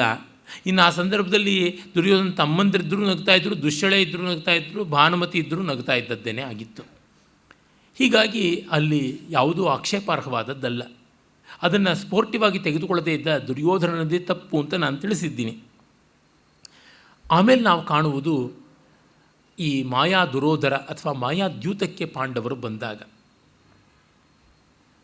ಅಲ್ಲಿ ಧರ್ಮರಾಜ ದ್ರೌಪದಿಯನ್ನು ಮೊದಲು ಒತ್ತೆ ಇಟ್ಟದ್ದಲ್ಲ. ನಿಮಗೆಲ್ಲರಿಗೂ ಸಂಪತ್ತಿಗೆ ಐಶ್ವರ್ಯಕ್ಕೆ ಕಾರಣರಾದವಳು ದ್ರೌಪದಿ. ನೀವು ನಿರ್ವಾಸಿತರಾಗಿ ಅಕಿಂಚನರಾಗಿ ಏನೂ ಇಲ್ಲದೆ ಇದ್ದ ಕಾಲದಲ್ಲಿ ಅವಳನ್ನು ಕೈ ಹಿಡಿದು ನಿಮಗೆ ಸರ್ವಸ್ವವೂ ಬಂತು, ಹಾಗಾಗಿ ಅವಳಲ್ಲಿ ಅದೃಷ್ಟ ಇದೆ ಅಂತ ಶಕುನಿ ಪ್ರೇರಿಸ್ತಾನೆ. ನೋಡಿ, ಅದು ಎಷ್ಟು ಚೆನ್ನಾಗಿ ನಮಗೆ ಕೆಲವೊಮ್ಮೆ ನಮಗೆ ಅದೃಷ್ಟದ್ದು ಅಂತಂದರೆ, ಇವತ್ತು ಪೇಪರ್ನಲ್ಲಿ ಬಂದಿತ್ತು ಅದೃಷ್ಟದ ಆಮೆ ಅಂತ ಸ್ಟಾರ್ ಟಾರ್ಟಾಯ್ಸನ್ನು ಹಿಡ್ಕೊಂಡು ಅವನು ಸೆರೆಮನೆ ಪಾಲಾದ ಅಂತ. ಹೀಗೆ ಇವನು ಅದೃಷ್ಟದ್ದು ಅಂತ ನೆಚ್ಚಿಕೊಂಡು ಅವಳನ್ನು ಪಣವಾಗಿಟ್ಟ. ಅಷ್ಟಕ್ಕೆ ಮೊದಲೇ ತಾನು ತನ್ನ ತಮ್ಮಂದರೆಲ್ಲ ಸೋತಿದ್ದರಲ್ಲ, ಪಣವಾಗಿಟ್ಟು ಅವಳನ್ನು ಸೋತ. ಇದೆಲ್ಲ ನಮಗೆ ಗೊತ್ತಿರುವ ಕಥೆಯೇ. ಆಗ ಅವಳನ್ನು ಎಳೆದುಕೊಂಡು ಬಂದಿದ್ದು ನಾವು ಕಾಣ್ತೀವಿ. ಕುರುಡು ನಂಬಿಕೆ ಧರ್ಮರಾಜನಿಗೆ. ಒಂದು ದ್ಯೂತ ವ್ಯಸನ, ಅದಾದಮೇಲೆ ಅಂಧವಿಶ್ವಾಸ ಎರಡೂ ಇತ್ತು. ಲಕ್ಕಿ ನಂಬರ್ ಅಂತಂದರೆ ನಂಬ್ಕೋತಾರಲ್ಲ ಈ ಮಟ್ಕಾದವರು, ಸಿಂಗಲ್ ನಂಬರ್ ಲಾಟ್ರಿನವರು ಎಲ್ಲ ಆ ತರಹ ಆಯಿತು. ಮತ್ತು ಅವಳನ್ನು ಪಣ ಇಡುವಾಗ ಧರ್ಮರಾಜ ನೋಡಿ ಹೇಳ್ತಾನೆ, ಅವಳ ಆಕಾರ ರೂಪ ವಿಶೇಷಗಳು ಎಲ್ಲವನ್ನೂ ವರ್ಣಿಸ್ತಾನೆ. ಒಳ್ಳೆ ಪ್ರಾಣಿಯನ್ನು ಮಾರೋಕ್ಕೆ ಇಟ್ಟಾಗ ನೋಡಿ ಹೀಗಿದೆ ಹಾಗಿದೆ ಅಂತ ಅದರ ಲಕ್ಷಣ ಹೇಳ್ತೀವಲ್ಲ, ಆ ರೀತಿಯಾಗಿ ತುಂಬ ಬೇಜಾರಾಗುತ್ತೆ ಅದನ್ನು ನೋಡಿದ್ರೆ. ಸುಮ್ಮನೆ ಪಣ ಇಟ್ಟರೆ ಸಾಲದ, ಅದಕ್ಕಿಷ್ಟೆಲ್ಲ ವರ್ಣನೆ ಮಾಡಬೇಕಾ, ಹೆಣಕ್ಕೆ ಶೃಂಗಾರವ ಅಂತ ಅನಿಸುತ್ತದೆ. ಇವನು ಹೇಳಿದ್ದೇನು, ನೈವ ಹ್ರಸ್ವಾನ ಮಹತಿ ನಾತಿಕೃಷ್ಣಾನ ರೋಹಿಣಿ ಸರಾಗ ರಕ್ತನೇತ್ರ ದೀರ್ಘಕೇಶಿ ನಾತಿರೋಮಶ ಸಸ್ವೇದ ಮಲ್ಲಿಕೋಪಮ ಹಂಸಗದ್ಗದ ಭಾಷಿಣಿ ಅಂತೆಲ್ಲ ಹೇಳಿದ್ರೆ ದ್ರೌಪದಿ ಹೇಗೆ ಬಂದಳು ಸಭೆಗೆ? ಏಕವಸ್ತ್ರ ಅಧೋ ನೀವಿ ರೋದಮಾನ ರಜಸ್ವಲ. ಅವಳ ಮೈ ಮೇಲೆ ಕೂದಲು ಕಡಿಮೆ ಇದೆ, ಅವಳು ಹೀಗೆ ತೆಳ್ಳಗೆ, ತೀರಾ ಬೆಳ್ಳಗಲ್ಲದೆ ತೀರಾ ಕೆಂಪುಗಲ್ಲದೆ ಹದವಾಗಿದ್ದಾಳೆ ಅಂತೆಲ್ಲ ಎಲ್ಲ ಎಲ್ಲ ಎಲ್ಲ ತಲೆ ಹಿಡುಕರ ಥರದ ಪರಿಭಾಷೆಯಲ್ಲಿ ಇವನು ವರ್ಣಿಸಿದರೆ, ಅವಳು ಬಂದದ್ದು ಪಾಪ ಆ ಸಂಕಟಕರವಾದ ಶೋಚನೀಯವಾದ ಸ್ಥಿತಿಯಲ್ಲಿ. ರಜಸ್ವಲೆಯರ ದೇಹದ ಮನಸ್ಸಿನ ಸ್ಥಿತಿ ಎಷ್ಟು ಸೂಕ್ಷ್ಮವಾದದ್ದು ಅಂತ ಗೊತ್ತಿರೋರಿಗೆ, ಕಲ್ಪನೆ ಮಾಡಿಕೊಂಡವರಿಗೆ ಇಂಥ ವಿಡಂಬನೆ ಅನಿಸುತ್ತದೆ. ಅವನು ಹೇಳ್ತಾ ಇರೋ ನೋಡಿದ್ರೆ ಹಾಗೆ, ಇವಳು ಇರೋದು ನೋಡಿದ್ರೆ ಪಾಪ ಹೇಗೆ, ಇಂಥ ದುಸ್ಥಿತಿಯಲ್ಲಿ ಅವಳನ್ನು ಎಳೆದುಕೊಂಡು ಬಂದ. ಪ್ರಾತಿಗಾಮಿಕ ಹೋದ, ಹೇಳ್ದ, ಇವಳು ಇಲ್ಲಪ್ಪ ಇದರೊಳಗೆ ಧರ್ಮ ಸೂಕ್ಷ್ಮ ಇದೆ ಅಂತ ಅಂದಳು. ಅದು ತಪ್ಪಾ ಸರಿನಾ ಅನ್ನೋದು ದೊಡ್ಡ ಚರ್ಚೆ ಆಗಿದೆ. ಇರಾವತಿ ಕರ್ವೆ ಅವರಿರ್ಬೋದು, ದುರ್ಗಾ ಭಾಗವತರು ಮೊದಲಾದಂಥ ಸ್ತ್ರೀಯರೇ ವಿದುಷಿಯರು ವಿಮರ್ಶೆ ಮಾಡಿದ್ದಾರೆ. ಏನು ಮಾಡಿದ್ರೂ ಅದನ್ನು ನಿಸ್ತಾರ ಮಾಡೋಕ್ಕಾಗೋಲ್ಲ. ದ್ರೌಪದಿಯನ್ನು ನ್ಯಾಯವಾಗಿ ಒಡ್ಡದನ್ನ ಅನ್ಯಾಯವಾಗಿ ಒಡ್ಡದನ್ನ, ಆ ಕಾಲದ ಕಾನೂನು ಎಂಥದ್ದು, ಇವೆಲ್ಲ ಪರಿಶೀಲನೆಗೆ ಸಿಕ್ಕುವುದಲ್ಲ. ಆದರೆ ಸರಳವಾಗಿ ಹೇಳುವುದಿದ್ರೆ ಇಷ್ಟೇ, ಸಾಮಾನ್ಯ ಧರ್ಮದ ಅಳತೆಗೋಲಿಂದ ಇದು ತಪ್ಪು. ಸಾಮಾನ್ಯ ಧರ್ಮ ವಿಶೇಷ ಧರ್ಮಕ್ಕಿಂತ ದೊಡ್ಡದು. ಹಾಗಾಗಿ ಧರ್ಮರಾಜ ಮಾಡಿದ್ದು ತಪ್ಪು, ಆ ಕೆಲಸ ಮಾಡಿಸಿದ ಕೌರವರದು ತಪ್ಪು. ಅಲ್ಲಿಗೆ ಬಂದು ನಿಂತುಕೊಳ್ಳುತ್ತೆ ಅವಳು ಪಾಪ. ಆಮೇಲೆ ಪ್ರಾತಿಗಾಮಿಕ ನಿರುಪಾಯನಾಗಿ ಹೋದಾಗ ಎಳೆದುಕೊಂಡು ಬರೋದಕ್ಕೆ ದುಶಾಸನನ್ನು ಕಳಿಸಿಕೊಟ್ಟಿದ್ದು ಕರ್ಣನ ಪ್ರೇರಣೆಯಂತೆ. ಕರ್ಣನೇ ಹೆಜ್ಜೆಜ್ಜೆಗೂ ದ್ರೌಪದಿಯ ಅವಮಾನಕ್ಕೆ ಕಾರಣನಾಗ್ತಾನೆ. ಕುಮಾರವ್ಯಾಸ ಇದನ್ನೆಲ್ಲ ಬಹಳ ಹೃದಯಸ್ಪರ್ಶಿಯಾಗಿ ಚಿತ್ರಿಸಿದ್ದಾನೆ. ಎಲ್ಲಿಯದು ದುಷ್ಪ್ರಶ್ನೆ ಮರುಮಾತೆಲ್ಲಿಯದು ಪುಷ್ಪವತಿಯಾದೊಡಲ್ಲಿ ಫಲವತಿಯಾಗು ಅಂತೆಲ್ಲ ಅಂದು ಎಳ್ಕೊಂಡು ಬರ್ತಾನೆ. ಅವಳು ವಿವಿಧ ಮಂತ್ರಗಳ ಮಧ್ಯದಲ್ಲಿ ಸಾವಿತ್ರಿ ಮಂತ್ರದ ಹಾಗೆ ಕಾಣಿಸ್ತಾ ಇದ್ದಳು ಕನ್ಯಾಭವನದಲ್ಲಿ, ಅಂತಃಪುರದಲ್ಲಿ ಅಂತ ಗೊತ್ತಾಗುತ್ತದೆ. ಆ ಶುದ್ಧಿ, ಆ ಸೌಶೀಲ್ಯ ಇದ್ದವಳು. 5 ಗಂಡಂದ್ರನ್ನು ತುಂಬ ಒಳ್ಳೆಯ ರೀತಿಯಲ್ಲಿ ನಡೆಸ್ಕೊಂಡು ಬಂದವಳು. ಪ್ರಜೆಗಳಿಗೆ, ಪರಿಚಾರಕರಿಗೆ, ಪರಿವಾರಕ್ಕೆ ಎಲ್ಲಕ್ಕೂ ಒಳ್ಳೆಯ ರೀತಿಯಲ್ಲಿ ಬದುಕನ್ನು ಕಲ್ಪಿಸಿಕೊಟ್ಟಂಥವಳು ಅಂತೆಲ್ಲ ಗೊತ್ತಾಗುತ್ತದೆ. ತುಂಬ ದೊಡ್ಡ ರೀತಿಯ ಬದುಕಾಗಿತ್ತು ಅವಳದು. ಅಂಥವಳನ್ನು ಎಳೆದುಕೊಂಡು ಬರ್ತಾರೆ, ಜುಟ್ಟು ಹಿಡಿದು ಎಳೆದುಕೊಂಡು ಬರುವುದು. ಅಧೋನೀವಿ ಅಂತಂದರೆ ನೋಡಿ, ಸೆರಗು ಜಾರ್ತಾ ಇದೆ ಅಂತ ಅರ್ಥ. ಏಕವಸ್ತ್ರ, ಒಂಟಿ ಬಟ್ಟೆ ಹುಟ್ಟಿದ್ದಾಳೆ. ಅಧೋನೀವಿ, ಸೆರಗು ಜಾರ್ತಾ ಇದೆ, ರಜಸ್ವಲಿಯಾಗಿದ್ದಾಳೆ, ಅಳತಾ ಇದ್ದಾಳೆ ಅಂತ. ಇಷ್ಟು ಡಿಸ್ಕ್ರಿಪ್ಷನ್ ಕೊಟ್ಟ ಮೇಲೆ ಇನ್ನೇನು ಹೇಳಬೇಕಾಗಿದೆ. ಸಮ್ಮಾರ್ಜತಾಂ ವೇಶ್ಮ, ಈಗ ಇಡೀ ಈ ನಮ್ಮ ರಾಜಭವನವನ್ನು ಗುಡಿಸಿ ಸಾರಿಸಿ ರಂಗೋಲಿ ಇಡು ಅಂತ. ಕಡೆಗಾದದ್ದೇನು, ಇವನು ಹೆಂಡ್ತಿರ್ತಾಳೆ ಗುಡಿಸಿ ಸಾರಿಸಿ ರಂಗೋಲಿ ಇಟ್ಟಿದ್ದಾಯ್ತಷ್ಟೆ. ಇಂಥ ನೀಚಿತನ. ರಜಸ್ವಲೆಯರಿಗೆ ದೈಹಿಕವಾಗಿ ಶ್ರಮ ಕೊಡಬಾರದು ಅಂತ ಉಂಟು. ಅದಕ್ಕೂ ಹೇಸೊಲ್ವಲ್ಲ ಈ ಪಾಪಿ. ಹೇ ಪಂಚಾಲಿ ಜಿತಾಸಿ ದುರ್ಯೋಧನಂ ಪಶ್ಯ ವಿಮುಕ್ತ ಲಜ್ಜ. ದುಶ್ಯಾಸನ ಹೇಳ್ತಾನೆ, ಬಾರೆ, ಸೋತಿದ್ದಾರೆ ನಿನ್ನ ಗಂಡಂದರು, ನೀನು ಗೆಲ್ಲಲ್ಪಟ್ಟಿದ್ದೀಯೇ, ನಮ್ಮ ದುರ್ಯೋಧನನ್ನು ನಾಚಿಗೆ ಬಿಟ್ಟು ನೋಡು ಅಂತ. ವಿಮುಕ್ತ ಲಜ್ಜ, ತಲೆ ತಗ್ಗಿಸಿಕೊಂಡು ಮುಖ ಮುಚ್ಚಿಕೊಂಡು ಅಳ್ತಾ ಇದ್ದಾಳೆ. ಅವಳಿಗೆ ಹಿಂಗೆ ಹೇಳ್ತಾನೆ, ದೀರ್ಘೇಶು ನೀಲೇಶ್ವತ ಚೋರ್ಮಿಮತ್ಸು ಜಗ್ರಾಹ ಕೇಶೇಶು ನರೇಂದ್ರ ಪತ್ನೀಂ ಯೇ ರಾಜಸೂಯಾವ ಭೃತೆ ಜಲೇನ ಮಹಾಕೃತೋ ಮಂತ್ರಪೂತೇನ ಸಿಕ್ತಾ. ರಾಜಸೂಯದ ಅಧ್ವರದಲ್ಲಿ ಮಂತ್ರಪೂತವಾದ ಜಲಸೇಚಿತವಾಗಿ ಪವಿತ್ರವಾದ ತಲೆ ಕೂದಲು ಉದ್ದವಾದದ್ದು, ಗಾಢವಾದ ಕಪ್ಪು ಬಣ್ಣದ್ದು, ಅಲೆಯಲೆಯಾಗಿ ಸುರುಳಿಯಾಗಿ ಇದ್ದಂಥದ್ದನ್ನು ದರ ಹಿಡಿದು ಎಳ್ಕೊಂಡು ಬಂದ ಅಂತ ಮಹಾಭಾರತ ಕವಿ ವರ್ಣಿಸೋದು.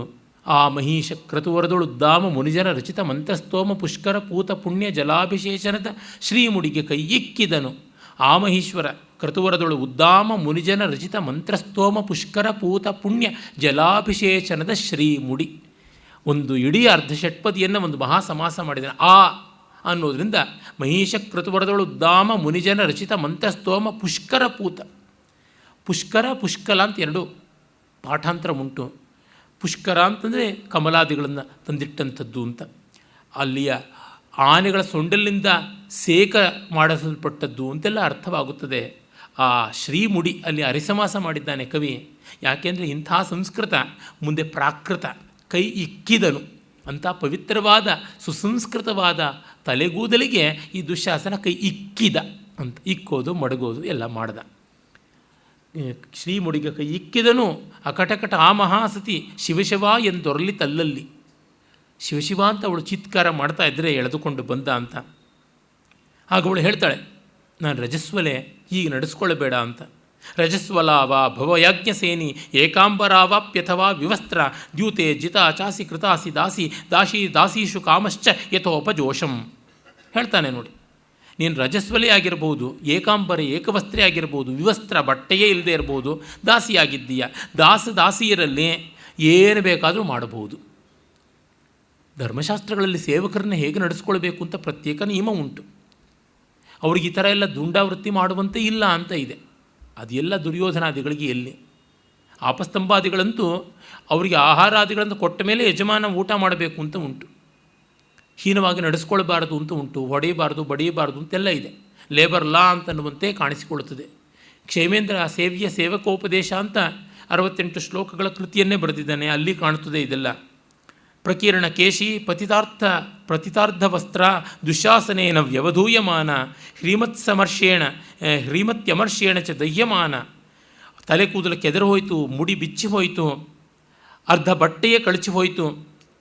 ನಾಚಿಗೆ ಕೋಪ ಎರಡೂ ತಾಂಡವಿಸಿ ಅದರಲ್ಲಿ ಬೆಂಕಿಯಾಗಿ ಹೋಗ್ಬಿಟ್ಲು ಅವಳು. ಆ ಬೆಂಕಿಯಲ್ಲೇ ಸಿಲುಕಿಬಿಟ್ಲು. ಆಗ ದಾಸೀತಿ ಹಸನ್ನಿವೋಗ್ರಹ, ದಾಸಿ ಅಂತ ಉಗ್ರವಾಗಿ ನಕ್ಕಂತೆ. ಒಳ್ಳೆ ವಿಲನಿ ಲಾಫ್ಟರ್ ಅಂತೀವಲ್ಲ ಅದು. ಆಗ ಕರ್ಣ ಹೇಳ್ತಾನೆ, ಏಕೋ ಭರ್ತ ಸ್ತ್ರೀಯಾ ದೇವೈರ್ವಿಹಿತ ಕುರುನಂದನ ಯಂ ತ್ವನೇಕ ವಶಗ ಬಂಧಕೀತಿ ವಿನಿಶ್ಚಿತ. ಇವನು ಧರ್ಮಶಾಸ್ತ್ರಜ್ಞ, ಅಪರ ಮನು. ಒಬ್ಬನೇ ಗಂಡ ಒಬ್ಬ ಹೆಂಗಸಿಗೆ ಅಂತಿರೋದು.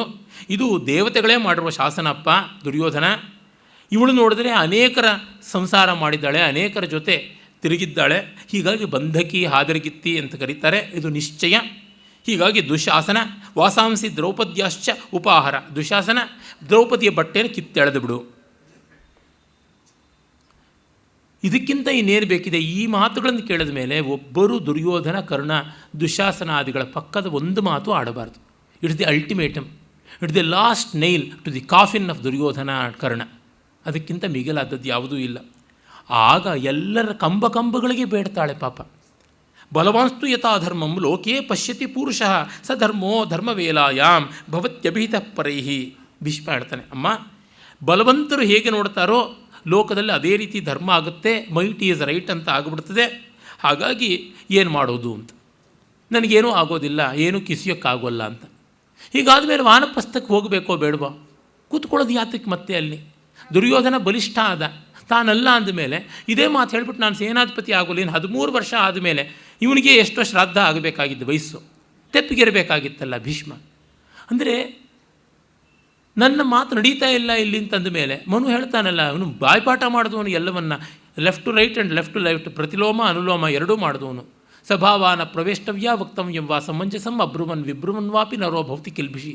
ಸಭೆಗೆ ಪ್ರವೇಶ ಮಾಡಬಾರ್ದು, ಮಾಡಿದ ಮೇಲೆ ಸರಿಯಾಗಿ ಮಾತಾಡದೇ ಇರಬಾರ್ದು. ತಪ್ಪು ಮಾತಾಡಿದ್ರು ಸುಮ್ಮನೆ ಇದ್ದರೂ ತಪ್ಪಾಗುತ್ತದೆ. ಪಾರ್ಲಿಮೆಂಟಿಗೆ ಸುಮ್ಮನೆ ಎಲೆಕ್ಟಾಗಿ ಹೋಗುವಂಥದ್ದಲ್ಲ. ಹೋದ್ಮೇಲೆ ಪ್ರಜೆಗಳ ಹಿತದ್ದೇ ಮಾತಾಡಬೇಕು, ಸುಮ್ಮನೆ ಇರಬಾರ್ದು. ರಾಹುಲ್ ಗಾಂಧಿ ತರಹ, ಮನಮೋಹನ್ ಸಿಂಗನ್ ಥರ ಇರಬಾರ್ದು. ಅಡ್ಡಾತಿಡ್ಡಿ ಮಾತುಗಳನ್ನು ಆಡಬಾರ್ದು. ಸುಷ್ಮಾ ಸ್ವರಾಜ್ ತರಹ, ಅದ್ವಾನಿ ತರಹ. ಎಷ್ಟು ಅವಕಾಶ ಇತ್ತು 10 ವರ್ಷದಲ್ಲಿ ಮುಂಡಾ ಮೋಚಿದ್ರು, ಏನೂ ಮಾಡಲಿಲ್ಲ. ಇವರೇ ಕಾಂಗ್ರೆಸ್ಸಿಗೆ ಅಂಡರ್ ಟೇಬಲ್ ಡೀಲಿಂಗ್ಸ್ ಮಾಡ್ಕೊಂಡಿದ್ದಿರಬೇಕಾ ಆ BJP ನಾಯಕರು ಅಂತ ನನಗೆ ಎಷ್ಟೋ ಬಾರಿ ಅನಿಸಿದೆ. ಮತ್ತು ನೋಡಿ ಬರುತ್ತೆ, ದ್ರೋಣ ಮೊದಲಾದ ಧರ್ಮವೇತ್ತರು ಹೆಣಗಳಂಗೆ ಶವಾಕಾರರಾಗಿದ್ದರು ಅಂತ ಬರ್ತದೆ. ಮತ್ತು ಇವನು ಹೇಳ್ತಾನೆ, ಅನ್ಯಂ ವೃಣೀಶ್ವ ಪತಿಮಾಶು ಭಾಮಿನಿ ಯಸ್ಮಾತ್ ದಾಸ್ಯಂನ ಲಭಸೆ ದೇವನೇನ ದಾಸೀಭೂತ ಪ್ರವಿಶ ಯಜ್ಞಸೇನೆ ಪರಾಜಿತಾಸ್ತೆ ಪತಯೋ ವಸಂತಿ. ಕರ್ಣ ಹೇಳ್ತಾನೆ, ಬೇರೆ ಗಂಡನ್ನು ಆರಿಸ್ಕೊಂತ. ನೋಡಿ, ಬೇರೆ ಗಂಡನ್ನು ಆರಿಸ್ಕೊಂಡ್ರೆ ಇವಳು ಬಂಧಕ್ಕೆ ಆಗೋಲ್ಲ. 5 ಆದಮೇಲೆ 6ನೇದು ಪರವಾಗಿಲ್ವಂತೆ. ಇವಳು ಧರ್ಮಶಾಸ್ತ್ರ ಹೇಗಿದೆ. ನೀನು ಯಾರಿಂದ ದಾಸ್ಯದ ದುಸ್ಥಿತಿಗೆ ಒಳಗಾಗಲ್ವೋ ಅಂಥ ಗಂಡನ್ನು ನೀನು ಇಟ್ಕೋ, ಯಾರು ಜೂಜಾಡಲ್ವೋ ಅಂಥ ಗಂಡನನ್ನು ಇಟ್ಕೋ. ಯಾಕೆಂದರೆ ಶಕುನಿ ಆಡ್ತಾ ಇರೋದು, ದುರ್ಯೋಧನ ಆಡಿಸ್ತಾ ಇದ್ದಾನೆ. ಹಾಗಾಗಿ ಜೂಜಿನ ಮೈಲಿಗೆ ಅವನಿಗಿಲ್ಲ. ನಮ್ಮ ಸ್ವಾಮಿಗಳು ಇತ್ಯಾದಿಗಳಿಗೆಲ್ಲ ನೋಡಿ ಕಬ್ಬಣ ಮೈಲಿಗೆ ಆಗಿಬಿಡುತ್ತೆ, ಬಂಗಾರ ಮೈಲಿಗೆ ಆಗೋಲ್ಲ. ಅದೇ ತರಹ ಅಧಿಕಾರ ಸ್ಥಾನದಲ್ಲಿದ್ದವ್ರು ಯಾರು ಬಂದರೂ ಅವ್ರನ್ನ ಹೇಗೆ ಮುಟ್ಟಿದ್ರೂ ಮೈಲಿಗೆ ಆಗೋಲ್ಲ, ಅಧಿಕಾರ ಸ್ಥಾನದಲ್ಲಿದ್ದವ್ರು ಮಾತ್ರ ಮೈಲಿಗೆ ಆಗಿಬಿಡ್ತಾರೆ. ಹೀಗೆ ಅನಧಿಕಾರಿಗಳು ಅಧಿಕಾರ ಸ್ಥಾನದಲ್ಲಿ ಇಲ್ಲದೇ ಇದ್ದವರು ಮೈಲಿಗೆ ಆಗ್ತಾರೆ.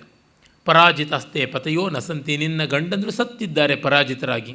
ಈಶಾಸ್ಮ ಸರ್ವೇ ತವ ರಾಜಪುತ್ರಿ, ದುರ್ಯೋಧನ ಹೇಳ್ತಾನೆ ತಾವೆಲ್ಲ ದುಷ್ಟ ಚತುಷ್ಟಯ, ಈಗ ನಿನ್ನ ಯಜಮಾನರಾಗಿದ್ದೀವಿ ಅಂತ ಬಟ್ಟೆ ಬಿಚ್ಚಿ ತೊಡೆ ತೋರಿಸ್ದ ಅಂತ ಬರ್ತದೆ. ಇಷ್ಟಾದ ಮೇಲೆ ಇನ್ನೇನಿದೆ ಆ ದ್ರೌಪದಿಯ ಬಾಳು ಪಾಪ. ಆ ಸಂದರ್ಭಗಳನ್ನು, ಆ ಹೃದಯ ಭೇದಕವಾದ ಮಾತುಗಳ ಸನ್ನಿವೇಶವನ್ನು ಮತ್ತೆ ನಾಳೆ ನೋಡೋಣ. ನಮಸ್ಕಾರ.